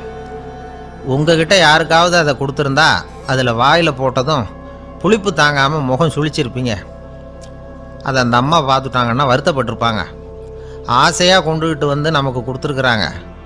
அவங்க அன்பான மனசை நோகடிக்கிறதுக்கு நான் விருப்பப்படலை. அதனால் முகம் சுளிக்காமல் சாப்பிட்ணுமேங்கிறதுக்காகத்தான் அந்த பழங்கள் பூராவே நானே சாப்பிட்டுட்டேன் அப்படின்னு புன்முறுவலோடு பதில் சொன்னாராம் நபிகள் நாயகம். இன்னொருத்தர் மனசு புண்படக்கூடாதுங்கிறதுக்காக புளிப்பையும் இனிப்பாக ஏற்றுக்கொள்ளுகிற பண்பாடு இருக்குது பாருங்கள், அது ஒரு பெரிய நாகரிகம். அது எல்லாருக்கும் சுலபமாக வந்துடாது. நல்லா இருக்கிற பழத்தையே என்ன இவ்வளவு மோசமாக இருக்கேன்னு சொல்லுகிறவர்கள் தான் நம்மக்கிட்ட அதிகம். இந்த காலத்தில் இல்வாழ்க்கையில் இந்த நாகரிகத்தை சில பேர் கடைப்பிடிக்கிறது உண்டு. நல்லா இருக்க இல்லையோ முகம் சுளிக்காமல் சாப்பிட்ருவாங்க. ஏன்னு கேட்டால், எதுக்காக சார் வீண் வம்பு, ஏதோ நமக்குன்னு கொடுத்து வச்சது அவ்வளவுதான் அப்படின்னு நினச்சிக்கிட்டு போக வேண்டியது தானே அப்படிம்பாங்க. இவங்கெல்லாம் கூட ஒரு விதத்தில் பண்பாடு தெரிஞ்சவர்கள் தான். இப்போ ஒரு ஆள் ஊரெலாம் சுற்றி விட்டு கடைசியில் அழுத்து போய் ஒரு ஹோட்டலுக்குள்ளே நுழைஞ்சானான். ரொம்ப களைப்பாக இருந்தது அவனுக்கு. அதனால் ரொம்ப களைப்படைஞ்சு போய் ஒரு நாற்காலியில் போய் உட்காந்துருக்கிறான். இவனை பார்த்ததும் சர்வர் ஓடி வந்தார். சார் உங்களுக்கு என்ன வேணும்னு கேட்டார். எனக்கு தேவை 2 தோசையும் கொஞ்சம் அன்பான வார்த்தைகளும் அப்படின்னா. சர்வர் உள்ளே போனார், 2 தோசையை கொண்டாந்து வச்சார். அன்பான வார்த்தை கேட்டனே அப்படின்னா இவன். சர்வர் ரொம்ப பணிவாக குனிஞ்சு இவன் காதோரமாக சொன்னார், ஐயா இந்த தோசையை சாப்பிட்றாதீங்க, புளிச்சு போன பழைய மாவு அப்படின்னார். இது பாருங்கள், அன்பான வார்த்தையும் 2 தோசையும் கேட்டார், கொண்டாந்து கொடுத்துட்டார். இப்படி இருக்கிறவர்களும் இன்றைய மனிதர்களில் அதிகம். அதனால் மனிதர்கள் ஒவ்வொருத்தரும் ஒவ்வொரு விதம். நம்மக்கிட்ட பிரியமாக நடந்துகிறவர்கள் மனம் கோணும்படி நாம் நடந்து கொள்ளக்கூடாது அப்படிங்கிறது தான் நபிகள் நாயகம் அவருடைய செயல் மூலமாக நமக்கு உணர்த்தி இருக்கிற வாழ்வியல் உண்மை. கழுதிய நண்பர்கள் எங்கே போனாலும் சேர்ந்தே போவாங்க வருவாங்க. அப்போது அந்த கழுதை கொஞ்சம் கவலையோடு பேச ஆரம்பிச்சுதான். அதோ பாரு, அங்கே ஒரு புதர் தெரியுது இல்லையா, இந்த புதருக்குள்ளே ஒரு சிங்கம் இருக்குது. அந்த பக்கமாக நான் போகிறப்போ வர்றப்போலாம் அது என்கிட்ட வம்பு வளர்க்குது, தகராறு செய்யுது, என் மேலே பாயுது, என்னை தாக்குது, ஏன்னு தெரியல அப்படின்னுது. இதை கேட்டதும் அந்த குரங்கு சொல்லிச்சு, இனிமேல் கவலைப்படாத, இந்த தடவை நான் உன்னை காப்பாற்றுறேன்னுது. அதுக்கப்புறம் ஒரு நாள் அந்த குரங்கும் கழுதியும் அந்த புதர் பக்கமாக போய்கிட்டு இருந்தாங்க. எதிர்பார்த்தது மாதிரியே நடந்தது. இந்த சிங்கம் எதிரில் வந்தது, கழுதியை பார்த்தது, உடனே அது மேலே பாய ஆரம்பிச்சுட்டுது. அவ்வளவுதான். உடனே இந்த குரங்கு என்ன பண்ணிச்சு தெரியுமா, கிடுகிடுன்னு ஒரு மரத்து மேலே ஏறி உட்காந்துக்கிட்டது. அங்கே உட்காந்துக்கிட்டு கீழே அந்த கழுதியும் சிங்கமும் போடுற சண்டையை வேடிக்கை பார்க்க ஆரம்பிச்சுட்டுது. கொஞ்ச நேரம் கழித்து அடிபட்ட காயத்தோடு அந்த கழுதை மெதுவாக நடந்து வந்தது. குரங்கும் மெல்ல மரத்தை விட்டு கீழே இறங்கிச்சு. இப்போ கழுதை கேட்டுது, என்னை காப்பாற்றுறேன்னு சொல்லிவிட்டு காலை வாரி விட்டுட்டியே, நீ பாட்டுக்கு மரத்து மேலே ஏறி உட்காந்துக்கிட்டே, இது நியாயமானது. குரங்கு பரிதாபமாக அதை பார்த்துது. நான் மரத்து மேலே இருந்து நீங்கள் 2 பேரும் சண்டை போட்டதை பார்த்துக்கிட்டு தான் இருந்தேன். உன்னோட சத்தம் தான் அதிகமாக இருந்தது, அது நீ சிரிக்கிற மாதிரி எனக்கு கேட்டுது, அதனால் நீ தான் ஜெயிச்சுக்கிட்டு இருக்க போல இருக்கு அப்படின்னு நினச்சிவிட்டேன்னு. இன்றைக்கி பல பேர் இப்படி தான் இருக்கிறாங்களாம். யார் ஜெயிக்கிறாங்க யார் தோக்குறாங்கங்கிறத முகத்தை பார்த்து கூட கண்டுபிடிக்க முடியறதில்ல, பேசுகிற பேச்சை வச்சு கூட கண்டுபிடிக்க முடியறதில்ல. தோற்கிறவங்க கூட சிரிக்கிற மாதிரி முகத்தை வச்சுக்கிறான். இன்றைய மனிதர்கள்கிட்ட ஏகப்பட்ட முரண்பாடுகள். பொய் முகங்களோட உலவுகிறவர்கள் தான் அதிகம். உண்மை முகம் எங்கே இருக்குது அப்படிங்கிறத புரிஞ்சுக்கிட்டு நண்பர்களை தேர்ந்தெடுக்கணும் அப்படிங்கிறது ஒரு முக்கியமான கருத்து. கடவுள் இந்த உலகத்தை படைச்சுட்டு அதுக்கப்புறமும் கொஞ்ச நாள் இங்கேயே தங்கியிருந்தாராம். அப்போ தான் அவருக்கு ஒரு உண்மை புரிஞ்சுதான், இந்த உலகத்தில் தங்கியிருக்கிறது எவ்வளவு இடைஞ்சல்னு. தினமும் மனிதர்கள் தேடி வந்து ஏதாவது புகார் சொல்லிக்கிட்டே இருந்தாங்களாம். எனக்கு அது வேணும் இது வேணும்னு கேட்டுக்கிட்டே இருந்தாங்களாம். சில பேர் வந்தாங்க, நாங்கள் வந்து விவசாயம் பண்ணுறோம், தண்ணி இல்லாமல் பயிர் காயுது, எங்களுக்கு மழை வேணும் அப்படின்னாங்க. அவங்க போனதும் அதுக்கப்புறம் சில பேர் வந்தாங்க, நாங்கள் வந்து மண்பானை செய்கிறவங்க, நிறைய பானை செஞ்சு வச்சுருக்குறோம், மழை பெஞ்சால் எல்லாம் கரைஞ்சி வீணாக போயிடும், அதனால் இன்றைக்கி மழை பெய்யக்கூடாதுன்னாங்க. கடவுள் பார்த்தார், அவருக்கு என்ன பண்ணுறதுன்னே தெரியல, ஏகப்பட்ட குழப்பம், தலையை பிச்சுக்கலாம் போல் இருந்தது, கிட்டத்தட்ட பைத்தியம் பிடிக்கிற அளவுக்கு ஆகிட்டுது. எல்லாருடைய ஆசைகளையும் அவரால் நிறைவேற்ற முடியல, ஏன்னா ஒன்றுக்கு ஒன்று முரண்பாடாக இருந்தது. ஒரு நாள் தன்னுடைய அமைச்சரவையை கூட்டி ஆலோசனை கேட்டார், என்ன செய்யலான்னு சொல்லுங்கன்னார். இது என்ன பிரமாதம், பேசாமல் இமயமலை அடிவாரத்தில் போய் உட்காந்துங்க, யாரும் தொந்தரவு பண்ண மாட்டாங்கன்னாங்க. அங்கேயும் மனிதர்கள் வர ஆரம்பிச்சுருவாங்களேன்னார் கடவுள். சரி அப்படின்னா சந்திரனில் போயிருந்துக்கலாமேன்னாங்க. அங்கேயும் மனுஷன் குடி வர போகிறான் அப்படின்னார் கடவுள். வெகு தூரத்துக்கு அப்பால் உள்ள நட்சத்திர மண்டலத்துக்கு போயிடலான்னாங்க. இதெல்லாம் நிரந்தர தீர்வாகாது, நிரந்தரமாக இந்த மனிதனுடைய தொல்லையிலேருந்து நான் விடுபடணும், அதுக்கு ஏதாவது வழி சொல்லுங்கன்னார் கடவுள். ஒரு வயசான ஆள் வந்தார், கடவுளுக்கு காதோட காதாக ஒரு வழியை சொன்னார். கடவுளுக்கு முகம் மலர்ந்தது, அதுதான் சரி, அப்படியே செஞ்சுடலான்னார். அந்த ஆள் சொன்ன ரகசியம் என்ன தெரியுமா, மனிதனால் அடைய முடியாத ஒரு இடம் இருக்குது, அது வேறு எங்கேயும் இல்லை, அவனுக்கு உள்ளே இருக்குது, அங்கே போய் மறைஞ்சிங்க, அதுக்கப்புறம் மனிதர்களால் உங்களுக்கு தொந்தரவு இருக்காதுன்னார். மனிதன் நினைக்காத இடம் அதுதான். அதாவது உள்ளுக்குள்ளே இருக்கிற உண்மையை புரிஞ்சிக்காமல் வெளியில் எங்கேயோ அது இருக்கிறதாக நினச்சி வரட்டிக்கிட்டு அலையிறான் மனுஷன். உள்ளே இருக்கிற உண்மை புரிஞ்சால் நாம் தன்னம்பிக்கையோடு தலை நிமிர்ந்து வாழலாம்.